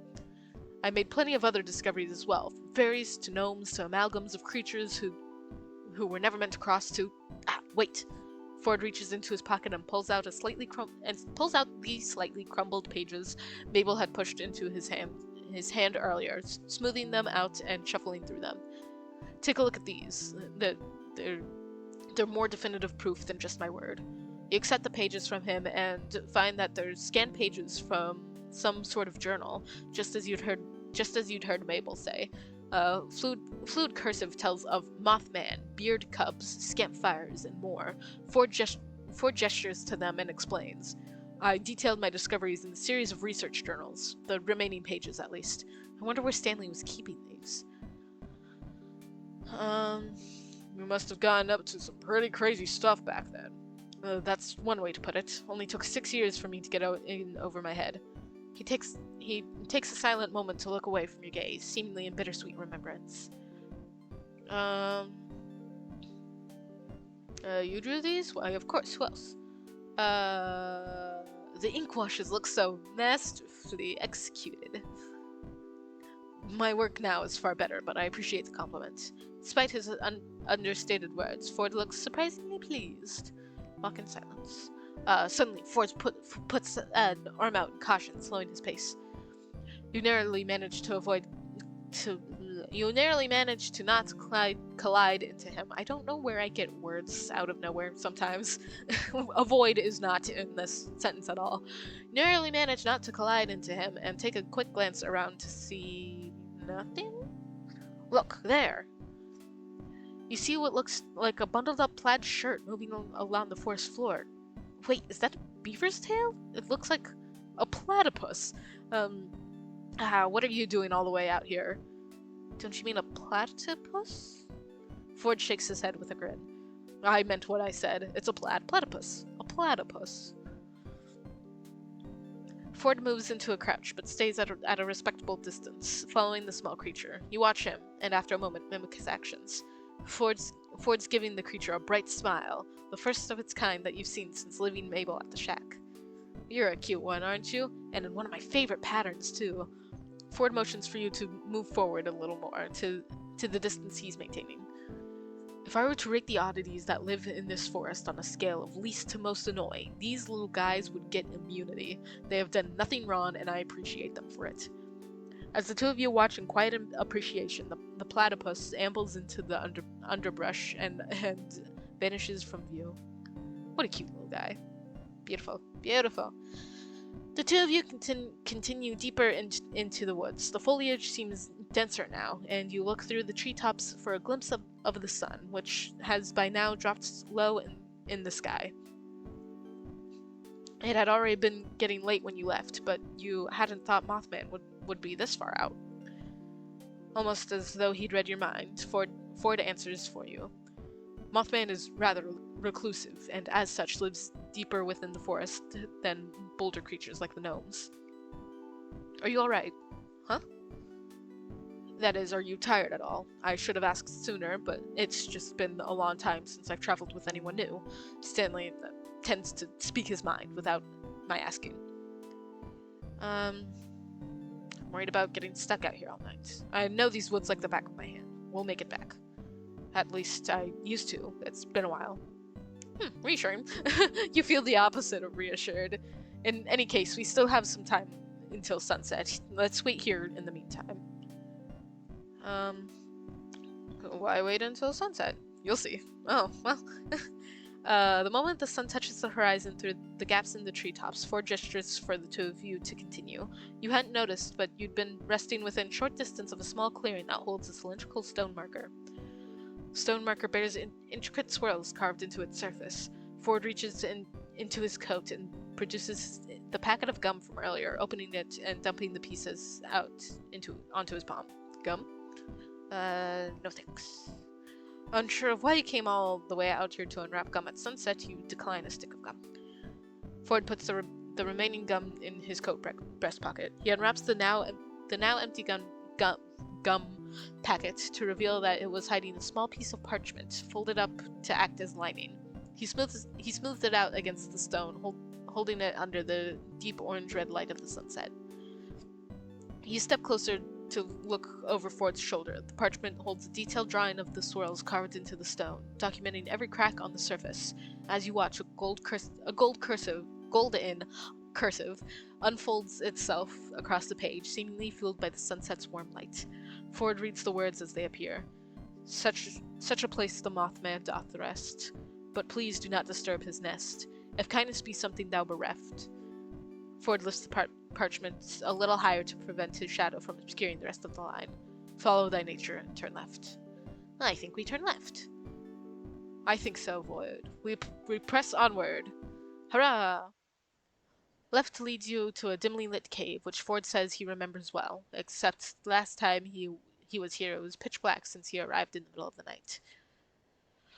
From its depths you hear the faint sound of dripping water, echoing off the cave's shadow-shrouded walls. You slow as your eyes attempt to adjust to the low light. Ford pauses in front of you, reaching into his coat for something. Hold on, I have a flashlight in here somewhere. This cave has never received much natural light, you see, and... He rummages further, and you see a couple of dice, the pad of paper from earlier, and a quill. He has some custom pocket work going on in there too, and you bet one of his coat's inner pockets has a pen protector in it. Here we are, at last. Allow me to... Darn, out of batteries. Wait, I think I have one. You pull out your phone and turn on its flashlight. The light is small, but it does its job. Huh, saved our hides there, Void. I was about to pull out a matchbook. With your light guiding the way, you and Ford move further into the cave, which yawns wide around you. It isn't until the sliver of natural light from the entrance disappears that Ford speaks again. It's been years since I've been here, decades even, at this point. But I'll always remember the eye bats as one of my first discoveries when I arrived at Gravity Falls. How did you find them in the first place? One got into my house, you see. I was making breakfast one morning and one managed to find my cereal box. When I poured the cereal into the bowl, it came fluttering out, agitated, like it belonged there. The nerve. You still sound so indignant even years later that you laugh. I wanted to contain it for further study, but unfortunately it managed to get away. As I thought about it afterwards, its pupil had constricted against the light, unfamiliar of the bright in the kitchen. So either it's nocturnal, or it lives in the deepest, darkest caves in Gravity Falls. I found them easily after that. Did you manage to catch one?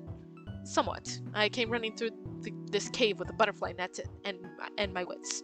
I brought a working flashlight that time, all hid in dark corners. Once I turned the flashlight off, they flocked to me. I caught 18 of them that day, but it reminded me the stealth uses of... The rapid sound of clicking claws against stones startles you, a shiver running up your spine. The dark. You turn off your light. Ford taps your shoulder and gestures for you to keep moving forward. Eventually, the narrow passage widens into a large room. The darkness shrouds the source of the dripping water from view, but as your eyes adjust, you squint to see a strange, winged shadow. A shadow with eyes that glow red in near darkness like rubies. Your breath catches in your throat as the realization comes over you. Ford is apparently fairly closer to you in the room. You find when he speaks a few inches from your shoulder.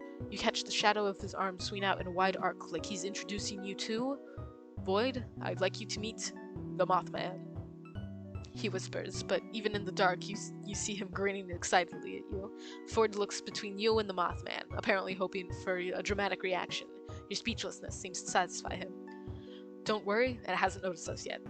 Here's the plan. You make contact with Mothman, and He pulls out a butterfly net and a large lidded jar. Now where that one came from within his code of mysteries is lost to you.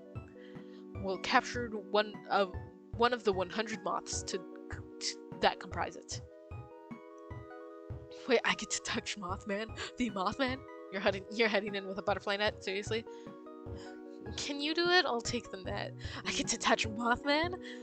Yes, and it turns into 100 black witch moths. It's like experiencing a swarm of locusts, surprising when you're not expecting it.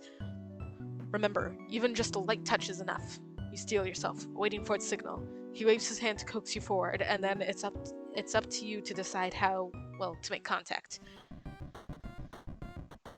Run around back to its blind spot. As you sprint around the winged creature, you slip on a puddle of water on the floor and fall flat on your face. Your phone skids away across the floor, face down, sinking your surroundings back into darkness. Still, you manage to grab one of the Mothman's legs before you fall, and find yourself clutching nothing in the midst of a fluttering cloud of moths. Rather inelegant, but hey, whatever works in the heat of the moment, right? Ford dashes forward and manages to scoop one up in the net, dropping it into the jar and popping the lid back on top. Got one. You can get up now, Void. Mission success, baby. Woo! So much easier than last time. At least I didn't start freaking out and Mabel calling me randomly for no reason. That was amazing! Ford laughs, Ford laughs, brushing dust and dirt off his trench coat. You could say that. Our completed repellent is within sight. Let's head back. Ford turns to leave the cave. He looks calm and content. You, on the other hand, are buzzing with energy under an adrenaline rush. Should you go for a high five? Absolutely. You always do. Oh, it's cured again. Yay! You raise your hand in a universally understood offer of a high five. Ford pauses, then grins, high-fiving you, or rather, 6. When you and Ford finally reach the cave entrance, you find the forest that you left in the dying lights is now awash with a silvery glow. A gap between the leaves overhead provides a view of the night sky with a long string of stars. A few more steps and the Milky Way comes into view, looking as if a tear across the fabric of the sky. I keep hearing noises, and I feel like one of my cats is up to something.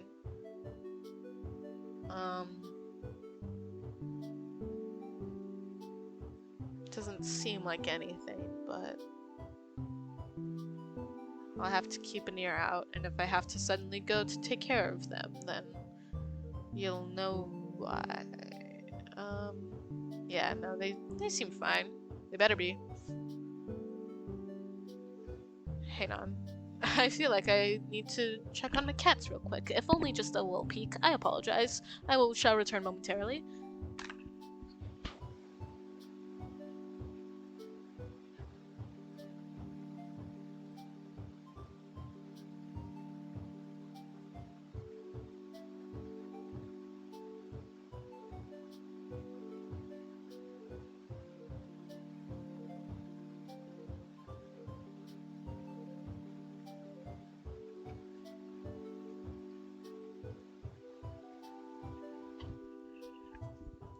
Alright, I think all's good. They're not doing anything. Okay, Ford notices you looking. See something? The pterodactyl usually doesn't come out this late, but being a prehistoric creature, its behavior is rather unpredictable. I've never seen the Milky Way in person before. Different dialogue option. Slightly different. It looks amazing, isn't it? It's remarkable it's remarkable what you can see without light pollution from the city. Here on the outskirts of town, you can see a good portion of the Milky Way every night. He gazes up into the night sky. A whole year has passed, yet it still feels strange to see a sky I recognize. What?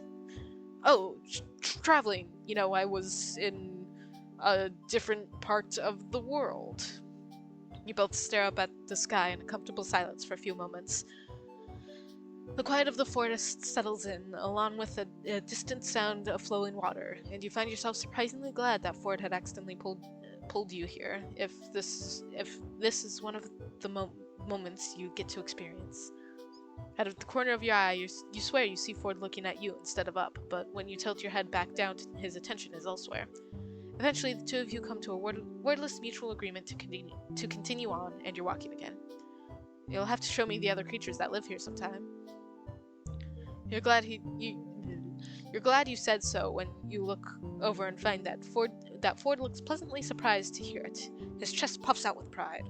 Of course, and maybe we'll even get to spot the hide behind or tag along with Dipper when he next visits the multi-bear. The what? Ford taps his temple, grinning. You'll have to wait until I show you to find out. I'm holding you to that. We have some time left before we get back, if you're up for another walk. You must make a face because Ford looks back at you and laughs. We're not far, I promise. I just thought I might answer a few of your questions if you have any. I already went the route of actually I do have questions. So forget the questions, let's head back. Mabel needs that repellent ASAP, right? Indeed, perhaps it'd be better to head back now, after all.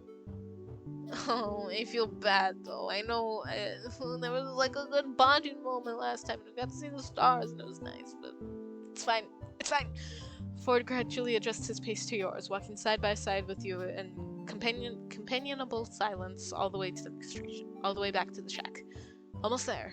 You recognize from the incredibly flashy signs touting phrases like "Mystery Shack this way" and "Sasquatch to your left" that you are extremely close to arriving back at the shack. As you and Ford leave the tree line, you see the bright lights shining on the porch. You make out the faint outline of the kids' shadows as they run through the house and emerge in the attic window. And Mabel pauses to open it, leaning out. Grunkle, Ford, finally! You guys took so long! I had time to cover waddles and macaroni. Why would you do that? I have my reasons. Did you get the thing? Yes, and I'm coming inside so we can stop shouting. Void, come on. We got a pig to save. Pig. Waddles is a cool pig. Woo! Ford strides into the shack, a man on a mission. You grin and follow, but not before taking one last look at the night sky. Yeah, maybe your stay won't be here too bad after. Maybe your stay here won't be too bad after all. I can read, I swear. Back inside the shack, the grand conclusion to your expedition to the Mothman's cave. Oh my gosh, we don't ever see like a model of Waddles either, I just realized. Anyway, at least I don't think so. No, we don't, huh? The grand conclusion to your expedition to the Mothman's cave is spritzing Mabel's pig with the newly finished deterrent until the poor piglet reeks of lavender. You see Mabel and Dipper head to bed looking sleepier than usual as a result. Something about lavender is so soothing to the senses that you crash out fairly soon afterwards, face first on your makeshift bed. It's like you were made for each other. Can you give me dating tips? You're good at this. Ah, that's a decent chunk of the meter. Okay, I wonder what like the most like you totally succeeded this text is. Is it that one or the wedding bells one? I'd assume the wedding bells one, because it's just like, well, you're doing so totally good at dating this old man, but I don't know. I think it is that one, because that's what I got last time when I chose more bonding options and such, so I'd assume. Yeah. You wake up to a loud crash downstairs. Not entirely uncommon in this house, you're quickly finding out, but still disconcerting. More clatters and thumps lead you to the kitchen, where Mabel teeters on a short step ladder in front of the pantry. Standing on her tiptoes, she reaches as high as she can for a small yellow box on the top shelf. Pancake mix. Without a word, you go to her side and pluck the box from the shelf for her, placing it into her outstretched hand. Oh, Void, thank you! Grunkle Stan put on the top shelf for some reason, but I need some Mabel cakes. It's a breakfast emergency. She waggles her free finger in your face, and you can't help but laugh. You can tell the house becomes more alive when this kid's around. You want to help me make them? We only need chocolate milk, coffee, pink food coloring, and pot of goldos to make this breakfast dream a breakfast reality.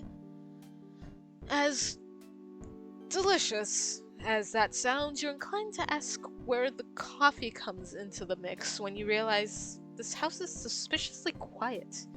Mabel, where is everybody? Oh, Grunkle Stan needed stuff for your car, so he went to go get Mickey techie stuff for that. I think Grunkle Ford's somewhere. I heard the abominable bro man was trying to steal soda from campers, so he went to help them out. Dipper. Yep, that's where he went. Totally knew that. So they left you guys to make breakfast on your own? You don't know the family well enough yet to know this.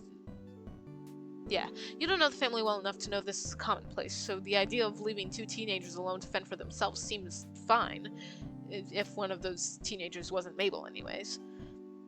You still don't know how coffee fits into her Mabel cakes, but now you don't really want to know. Dipper attempts to hide the pancake mix from Mabel while she's grabbing the chocolate milk from the fridge. Apparently he doesn't want to find out either. Mabel, while your Mabel cakes sound absolutely divine, why don't we... Quick, think of something so you don't hurt her feelings. Go out for breakfast. Is there somewhere we can go out to get breakfast? We should really save the Mabel cakes till your great uncles get back. I know they wouldn't want to miss them.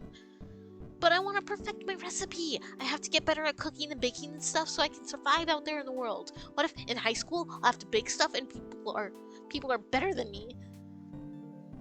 That was a voice crack and a half. Mabel looks very agitated, tugging at her hair with both hands. What if I can't make the perfect Mabel cakes? I can never be on Bad Dreams Dining. I gotta impress Gerald, Rambo, and Void. It's my destiny. Dipper, can you cook? Maybe Dipper can help you make something different? We should save the Mabel cakes for another day. A more special day. But Void... Mabel, still standing on the stepladder, reaches up and squishes your cheeks together, her wide eyes staring into your soul. Every day is a special day with Mabel cakes. You glance at Dipper, making a please help me and I'll buy you breakfast face you hope he understands. Yeah, Mabel, I know you want to cook more since you're becoming an adult. Sure, but don't you think Uncle Stan and Great Uncle Ford should be here to try them too? And not just me? Again? Mabel hops off the stepladder and ponders her brother's question, lips pursed. Eventually she nods, beaming at you both. You're right, Dipper. I can't deny them that experience. You give Dipper a thankful smile over Mabel's head as she puts the ingredients back in the refrigerator. He grins back at you, rubbing the back of his neck. You wonder if he got that from one of his grunkles. That's clever now that you think about it. Great plus uncle to make grunkle. Saves time on syllables. We should go to Greasy's. They have some of the best pancakes there, with like 3 different kinds of syrup if you ask Lazy Susan nicely. Yeah, it's not super far. Let's go. The kids are about to head out of the kitchen when you realize something. Wait, aren't you going to leave a note for your grunkles about where you're going? Oh, right, good call. Dipper scribbles out a note for Stan and Ford and sticks it on the front door of the shack with one of Mabel's stickers. The kids lead the way towards the town, explaining various landmarks and the wild and wonderful stories attached to them along the way. And this is where we saw those two ghosty old people. In a convenience store? Strange, but you nod regardless. Maybe she just meant that they were so old they looked like ghosts. Though, after what you've heard about Gravity Falls already, you could believe they were real ghosts.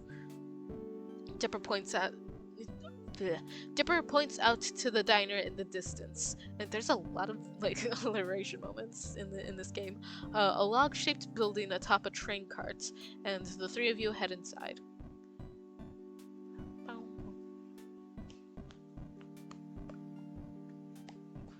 The music is really good in this game. I quite like it. Okay. You soon realize that the kids know just about everyone in this town. Several people, young and old, wave at them as the three of you find a table, and you get the feeling that they're almost famous in Gravity Falls, though you're not entirely sure why. They're pretty cute, though. Mabel blows the paper wrapper of her straw at Dipper's face, and he retaliates by swatting her with the laminated menu. An elderly woman in a pastel pink waitress dress comes up to the table, and you catch the name on her tag, Susan. Hiya, kids, and stranger. Dear God, what was that? What can I get for ya? Mabel cakes and all 3 serves for me, please, Lazy Susan. Same for me, actually. Lazy Susan turns to you, notepad in hand. What will you get? I'm gonna diverge. Waffles. Coming right up, sweetie. Lazy Susan winks with her good eye, of course, and heads to the back of the diner. You wait for your food to The wait for your food to arrive feels longer here than most, mainly due to Mabel and Dipper using this time to interrogate you. At first, it's somewhat intimidating. You literally crashed into the house and start hanging out with their great uncles, so they have lots of questions. Once the irrational fear of two 13-year-olds fades out, you recognize their interview for what it really is. They care about their uncles, and if you start hanging out with them more, they want to know as much about you as possible. Mabel's questions are somewhat nonsensical. So, if you were stranded on a desert island with no boat, no cheating, what would you take with you? And Dippers are more careful and calculated. What were you doing before you came? School? Work? Both? Neither? Did you know about Gravity Falls before you crashed into the shack?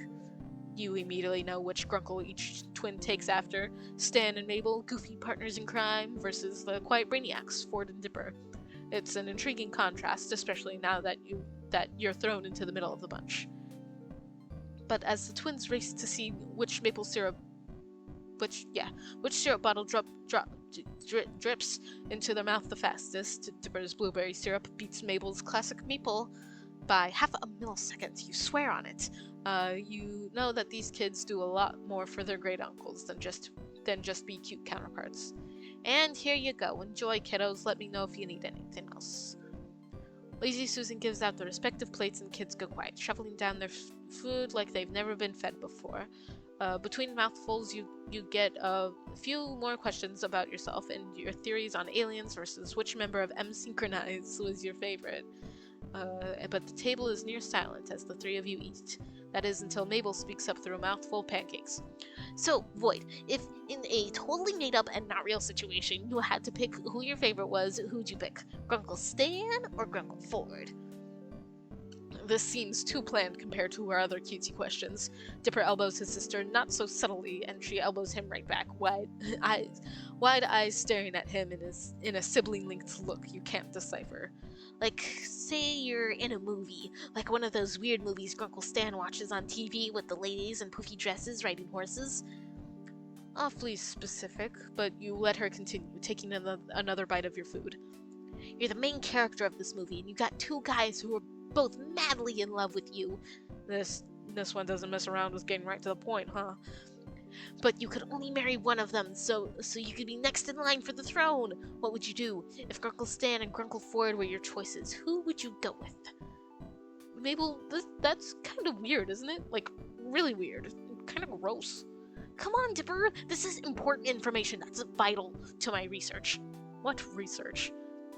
None of your business yet, but I'm still gathering other research. Mabel leans towards Dipper's ear to whisper, waggling her brow at you before she replies in not a whisper, but quite the opposite. Research into how you're a huge nerd. And with that, Mabel catapults the spoonful of melted butter atop her pancakes onto Dipper's cheek with a very satisfying splat. Dipper jerks in disgust, but retaliates by smearing strawberry syrup onto Mabel's nose, a drop of stickiness plopping onto her sweater. Ew, gross. You're gross. There's no vitriol between the twins, but lots of giggles and a few more various food missiles. Eventually, syrup streaks Mabel's cheekbones and some of her hair, and Dipper has a small piece of pancake stuck to his face. You guys are dorks. Maybe you're right, but we're twins, so it's adorable. If you say so, Mabel. Wait, quick, Void, take a picture of us while Dipper's got pancake on his face. I have what? He swipes quickly at his face, and after several passes, gets it off. Oh, he's trying to get more candid pictures of us. Mabel, you have syrup everywhere. Really? Oh, then it would have been perfect then it would have been a perfect photo. Here, let me get it. Your hands are sticky enough. You get up with napkin in hand and try to wipe some of the syrup off Mabel's cheeks. The excess syrup swipes off easily, but a good portion doesn't budge. I mean, maybe syrup as makeup is the next new look. That's one word for it, kid. Well, Grunkle jump scare. I think I said that last time too.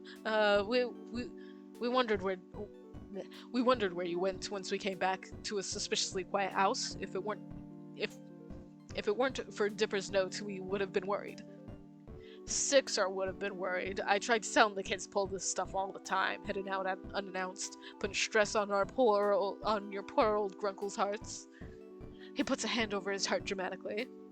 All those missing hours of unpaid child labor. Actually, that note wasn't me. Well, I wrote it, but Void's the one who said we should so that you'd know where we went. Both Ford and Stan turned to look at you, surprised. Really? Figured these two knuckleheads dragged you here. Why not make breakfast at home? This place is at least a 15-minute walk from the shack. Well, you glance at Dipper, swiping his finger across Mabel's cheek and licking the blueberry syrup off. Mabel has a pancake in her mouth, chewing on it like a grazing sheep. I wanted to treat them to something, I guess. That's the least I can do. You're letting me stay with you and fixing my car. I thought, since you were gone, I'd take these two out for a change. Also, Mabel was gonna make Mabel cakes again. You're just mad you can't even make toast right. Well, yes I can. I burned it one time. One time. Dipper holds syrup-tipped finger in the air, indignant. Well, Mabel wanted you guys to enjoy her Mabel cakes too, and since there wasn't much food, I figured I'd take them out.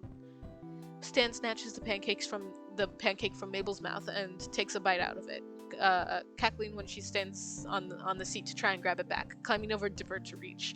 Aside from the kerfuffle, you catch Ford's eye. Was he staring at you?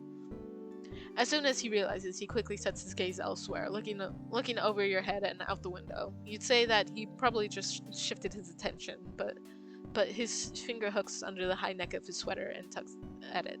Well, Void, I really appreciate you looking after Dipper and Mabel for us. It was very kind of you to bring them here. Oh, it wasn't a big deal, really. I'm happy to help.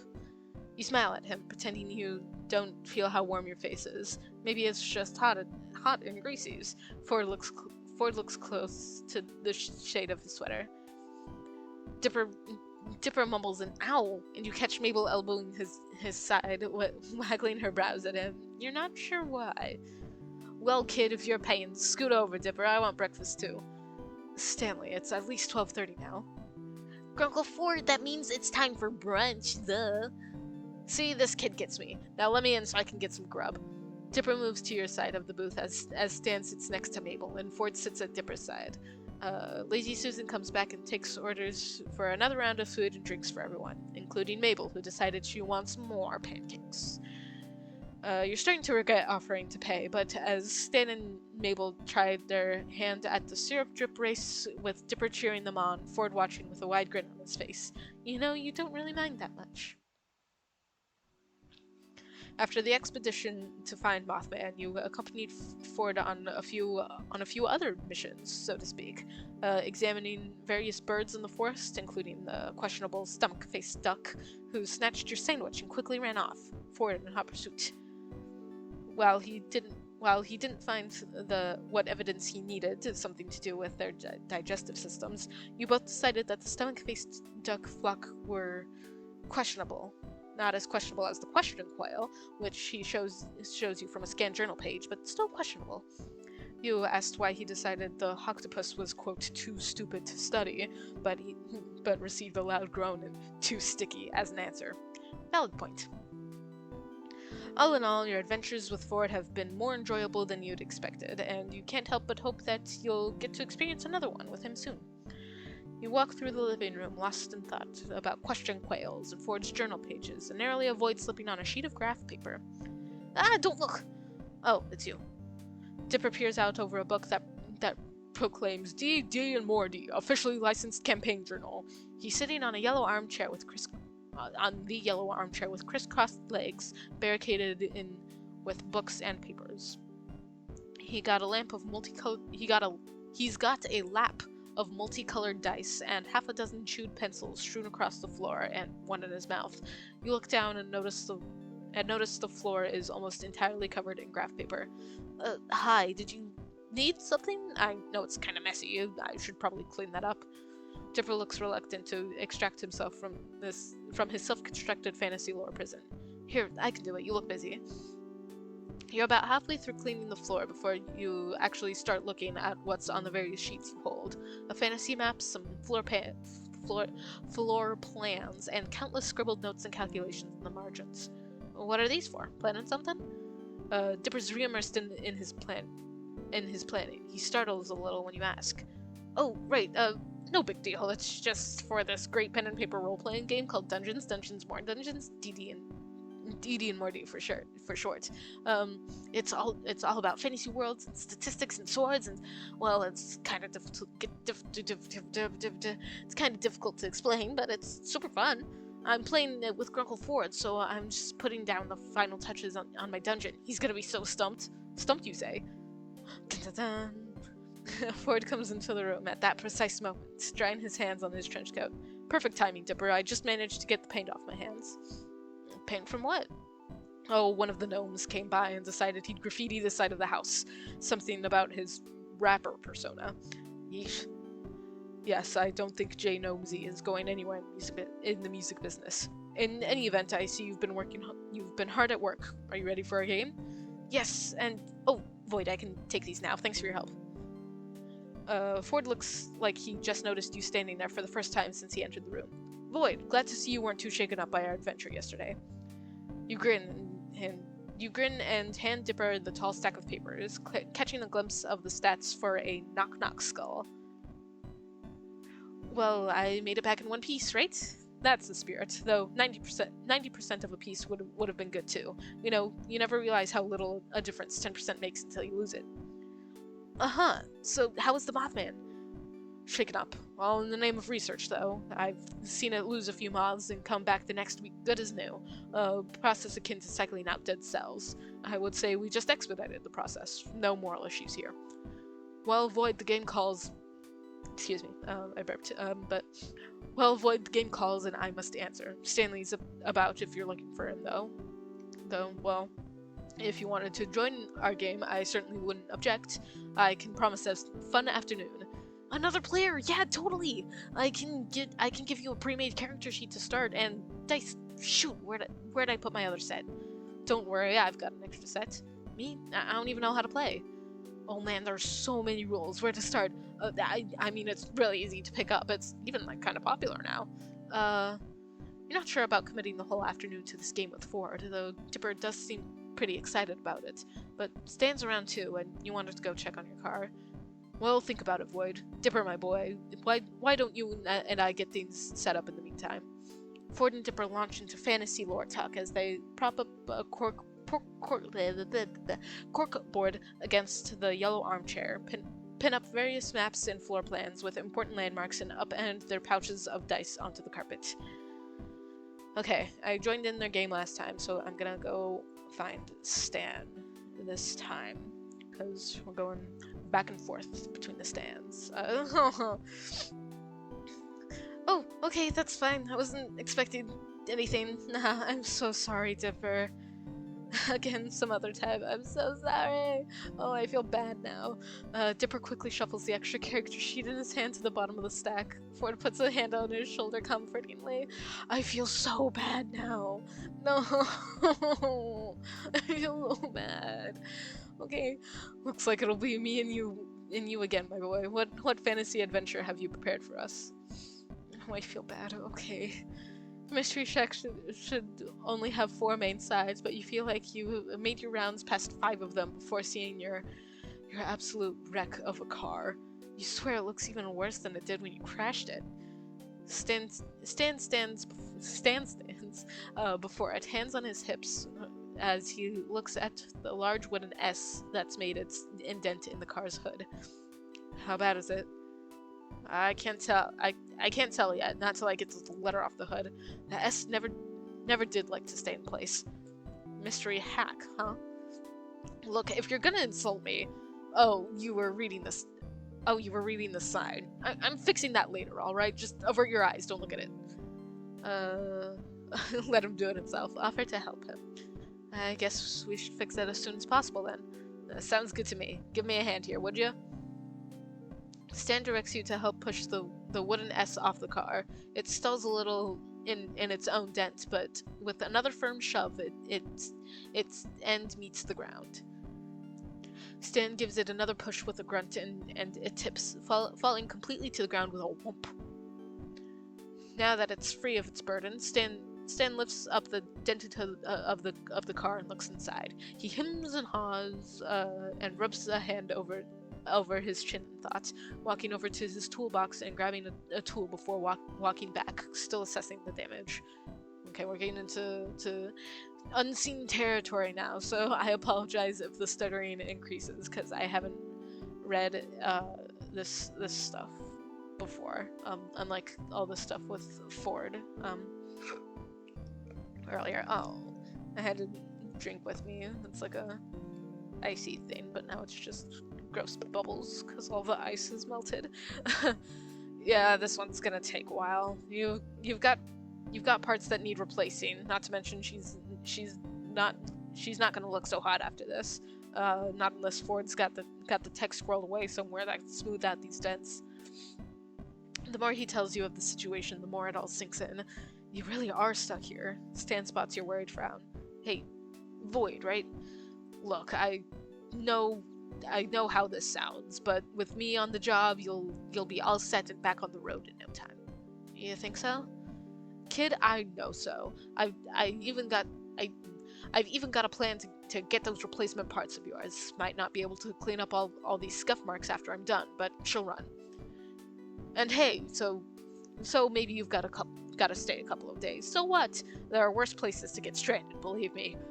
In fact, I'd say the Mystery Shack is the best place to get stranded. We've got all tons of stuff for people just passing through. Merchandise, magic, mystery, and any other words. Mayhem, you get the idea. Stan tosses the tool in his hand back in the toolbox, exchanging it for another.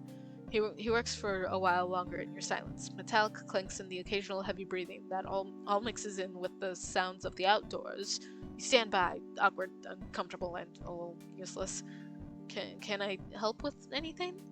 You know anything about cars? No.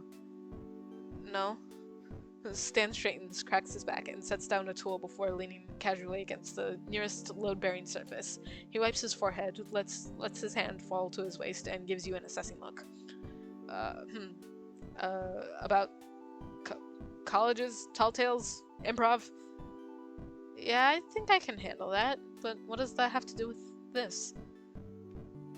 You gesture at your stranded car, held in limbo between life and death by nothing other than Stan Pines' car expertise and a little luck. Nothing. I was planning on having you help me help Seuss around the shack as a favor for a favor. What do you say? Well, it's more interesting than joining. Wow, no, that's so mean. That's so mean. I went that route last time and it was tons of fun. I mean, yeah, it's a nerd game, but I feel like this is like almost saying nerd game derogatory when it's nerd game positive. No. Okay, well, it's more interesting than joining Ford and Dipper's nerd game. You accept. Oh. Alright, follow me. You follow Stan back into the Mystery Shack, passing by the showroom and getting a glimpse of an energetic figure leading a flock of tourists through a veritable sea of obviously fabricated oddities. You hear the words, "And this is the 9th wonder of the world, right in the Mystery Shack. It's what makes this place world famous, dudes." Stan notices your pace slowing as you listen and tosses an explanation back for you. That's Seuss. During operating hours, he's the Mystery Shack's one and only Mr. Mystery. I told him he didn't have to keep the shack running while he's on vacation, but the kid's got a passion for the role. You interested in this kind of stuff? I was thinking about going on a tour. It feels weird now that you're staying at a tourist trap, though. You were kind of going to poke fun at the exhibits. Harder to do when you have to live around your tour guide. It's fine, really. Nah, I want to give you a tour of the place. You'll get one from the founder himself. You ever hear one of my plugs on the radio? You weren't really paying attention to the radio during the drive, just taking in the Oregon scenery. See the signs pointing to this place over a mile down the road? Again, you were pretty preoccupied with the Oregon scenery, but you guess you did see some signs with question marks on them. That's some vague advertising. Just seeing what works. Bumper stickers, huh? Still got one on Ford. Anyway, follow me, folks. Well, folk, you're get ready to be amazed. Stan starts leading you back the way you came. You trail behind him, a little skeptical, but definitely curious. Didn't you say the founder would lead this tour? Is Seuss the founder? Stan laughs. What? No, I'm the founder. Built this place from the ground up. Well, metaphorically speaking. I mean, the house was here and the junk was here, but I was the one who spun this place into the wondrous house of mysterious junk. Stan gestures with his arms like he's smoothing out a rainbow. You're not very impressed. Prepare to be amazed. You're still not very impressed, but his energy gets you hoping you'll be amazed anyway. There's a tour group in the showroom right now, so I'll be taking you in a different cycle that completely misses them. We're starting in the gift shop. You're gonna go backwards. You enter the gift shop, a simple room crowded from top to bottom with stranded tourist souvenirs and merchandise. You see t-shirts with question marks, mugs, you see t-shirts with question marks, mugs with question marks, and pretty much everything has question marks. In one corner of the room stands a lumpy attempt of a statue labeled The Founder, recognizable as Stan only by the nose and glasses. This room usually comes after I butter the customers up to buying things, but since you're staying a while, I'll have plenty of time to sell you stuff later. Take a look around. If you see an impulse buy, make it. Nothing like trusting your instincts. Founder statue, Aztec calendar, jar of eyeballs, freezer full of iced goods, t-shirt, pyramid of mugs, pine tree hat, employee of the month, done looking. Aztec calendar. I absolutely know how to read that thing. You should buy it. And I absolutely know how to read that thing, and you should buy it. Founder statue. Yeah, I should have asked Mabel to carve it. You gotta admit that every version of me's got a charming smile, though. Jar of eyeballs. We thought we sold that thing years ago. Ha! Nah, I forgot to put a price on it. It just has $sign on it. It just has a $sign on it. Stan takes a dark marker and squeezes it in at $9.99. Then he goes back and makes it $29.99. That jar's got a lot of eyeballs. Freezer full of iced goods. Just because you're staying over does not mean you get to sneak over here for a popsicle. I get to do that, but that's because this used to be my place and I get founder benefits. I also get founder dibs on the pineapple ice pops. Okay. T-shirt. Who doesn't love a good souvenir T-shirt? They're great for layering. And you've got the character, and they've got the what? And they've got the characteristic mystery shack question mark on them. What makes it a mystery shack question mark instead of just a regular question mark? You ask too many questions, or do you? He says the last part in an exaggerated tone that betrays it as a sales pitch. The guy has no subtlety. Pyramid of mugs. You can't actually take one out of the stack. I glued them together way back when. Secret business trick. And you're telling me because no one will ever believe you. And they'll try it, and the whole stack will fall to the floor. You notice the "you break it, you buy it" sign on the wall. Pine tree hat. Dipper used to wear one of those. Seuss tells me they sold like hotcakes after Ford tossed his journals into the bottomless pit. Funny, those events have no correlation. Journals? Bottomless pit? We'll have a chance to swing by the bottomless pit later. It's a prime spot on every tour because the troublemakers always accidentally trip in, and I get to lead the tour without them for 20 minutes. I'm kidding. Should have seen the look on your face. Employee of every month. Seuss has always been the hardest worker in this place. It was only natural to hand it over to him. Done looking. You sure? Well, I think I hear the group tour heading out of the showroom anyway. Now, most tourists don't appreciate nature's artistic genius, by which I mean my artistic genius, because I remembered you're gonna help me out today. You don't think up a money-making wonder like the Sasquatch by having a boring 9-to-5 office job. You think it up when you wonder, why hasn't anyone found the Sasquatch? Could it be that its name has been mispronounced this whole time? Anyway, just let me know when you've soaked up enough inspiration from this room, because you're gonna need to use it right after.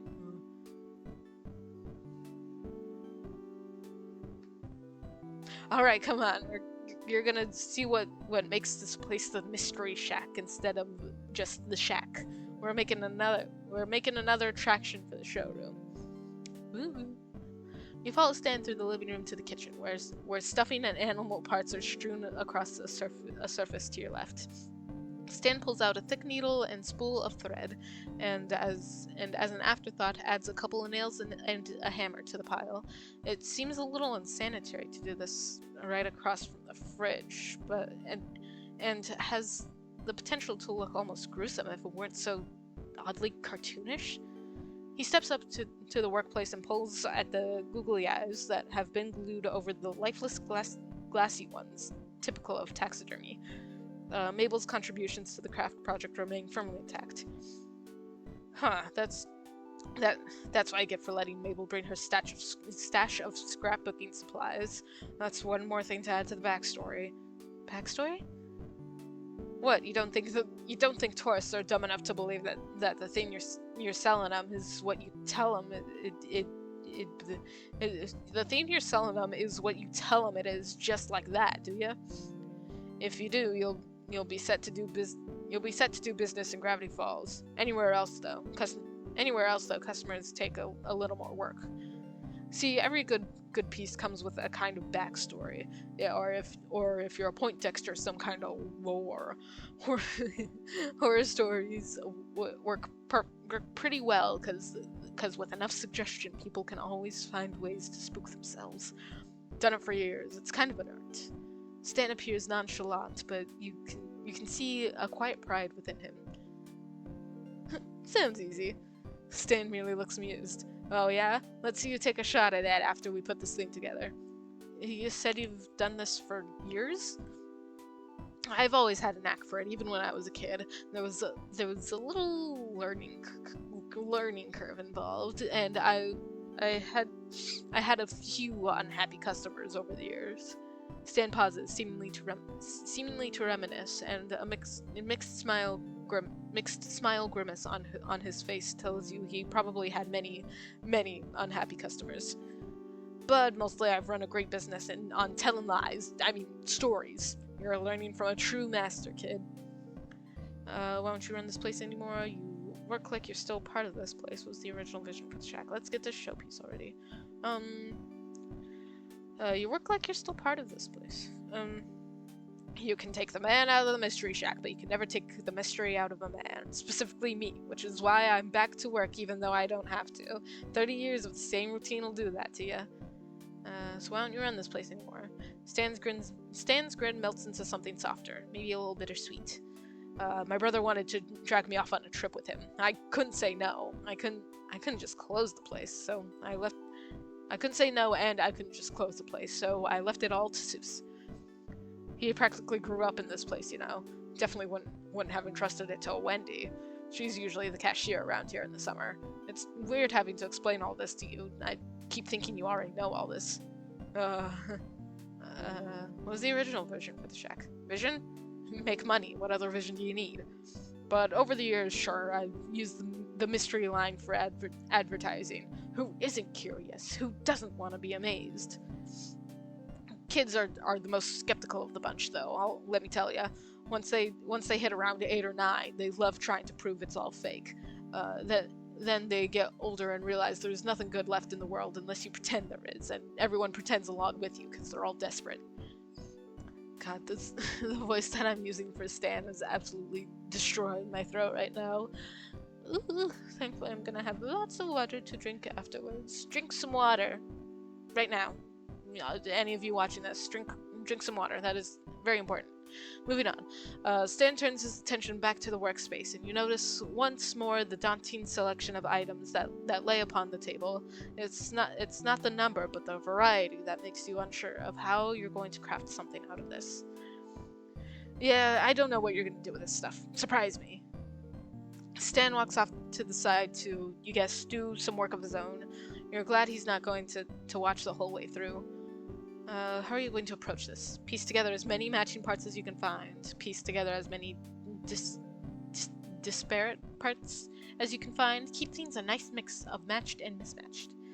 I feel like a nice mix is good. Now how to keep these parts attached? Use some hand stitching and really tie this all together. Use a stapler, it's faster. Hammer, nails, obviously. Hand stitching, tie it all together. Okay. You have a base to work off of. What's next? Add some sculpted details. Color in some of the fur to accent the googly eyes. Just call it day. Color in some of the fur. Accent the googly eyes. Hey Stan, I'm finished. Good enough. Stan picks your disturbing creation up gingerly. So, what's the story here? Give it to me. How do you want to approach this? More fact than fiction, more fiction than fact? Just have fun with it. The fish quirkin.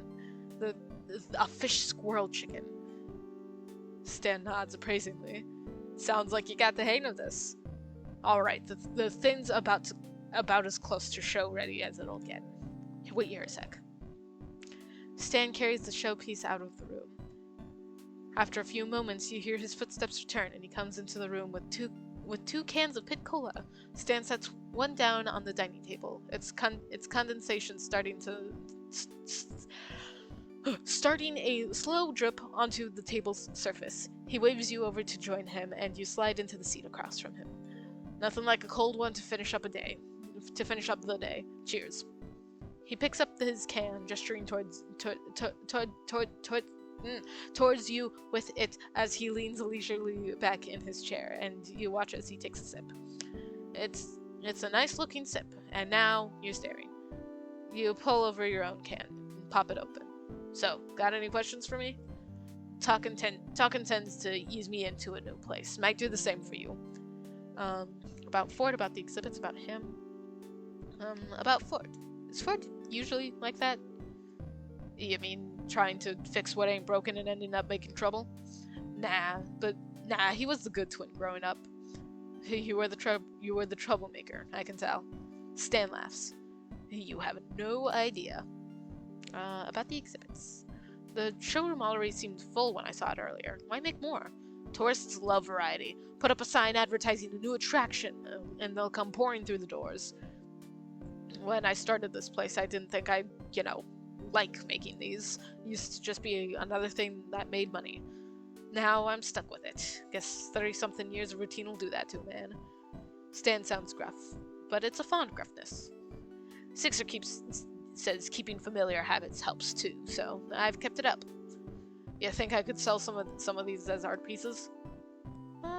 Assume that was a rhetorical question. Yes. Yeah, I could play them up to buyers and sell them at even more ridiculous prices than I usually would. I'd buy one. I'm holding you to that. Questions about him. So, tell me about yourself. Stan laughs nervously. What is this, a first date? Well, I'm Pines, Stan Pines, imaginator, town darling. Used to be a proprietor of the Mystery Shack. He pauses and stays paused.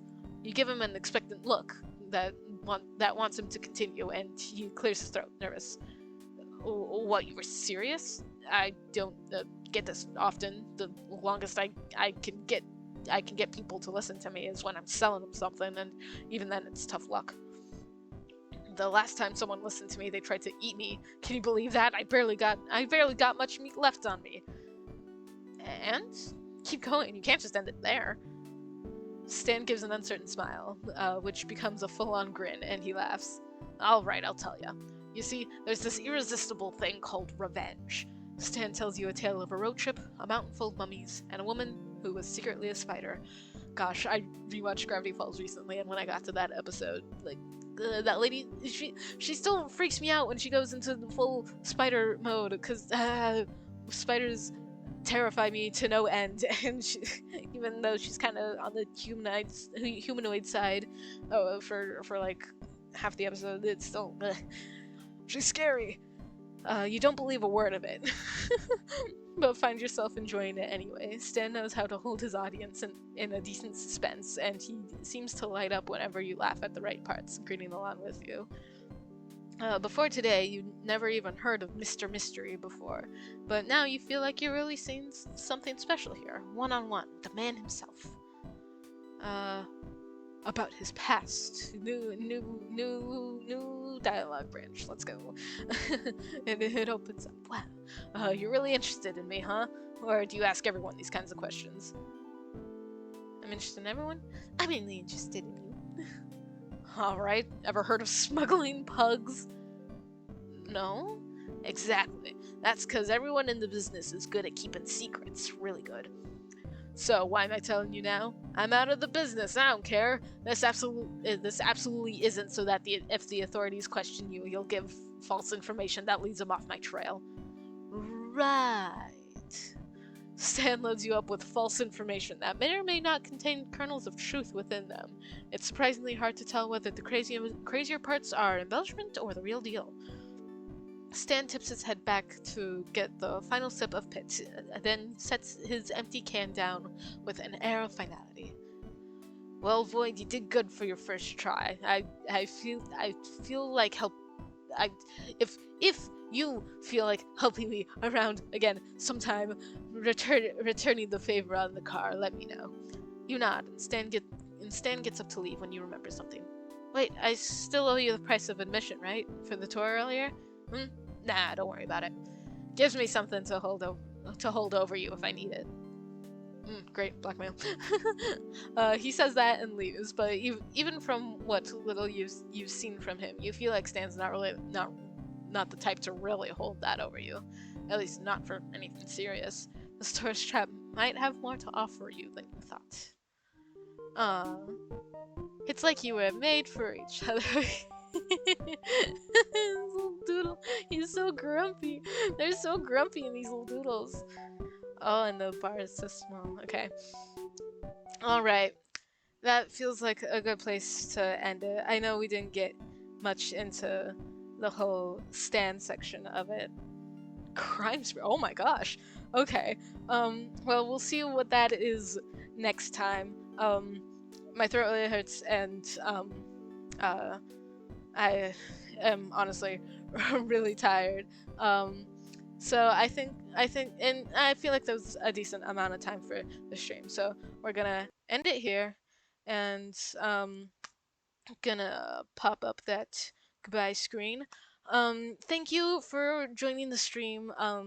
I hope you enjoyed it. I certainly had a good time with playing the game, even if I freaked out, potentially messing up with Ford earlier and all that good stuff. But yeah, it's a fun time. I can't guarantee that my next stream will be this because I feel like I after 3 streams in a row of just dating grunkles, I feel like I should diversify a little bit. But we'll figure out. We'll figure it out. That stream might be this weekend or it might be some other time. I'm not entirely sure, but we'll find out along with whatever I will be streaming at all. As you can see on the screen, my Instagram and YouTube are there for you to check out. Instagram will let you know when I send out a little story whenever I go live, so you'll know when I do. With a link following leading directly to the page, and my YouTube, I have all the VODs up there afterwards.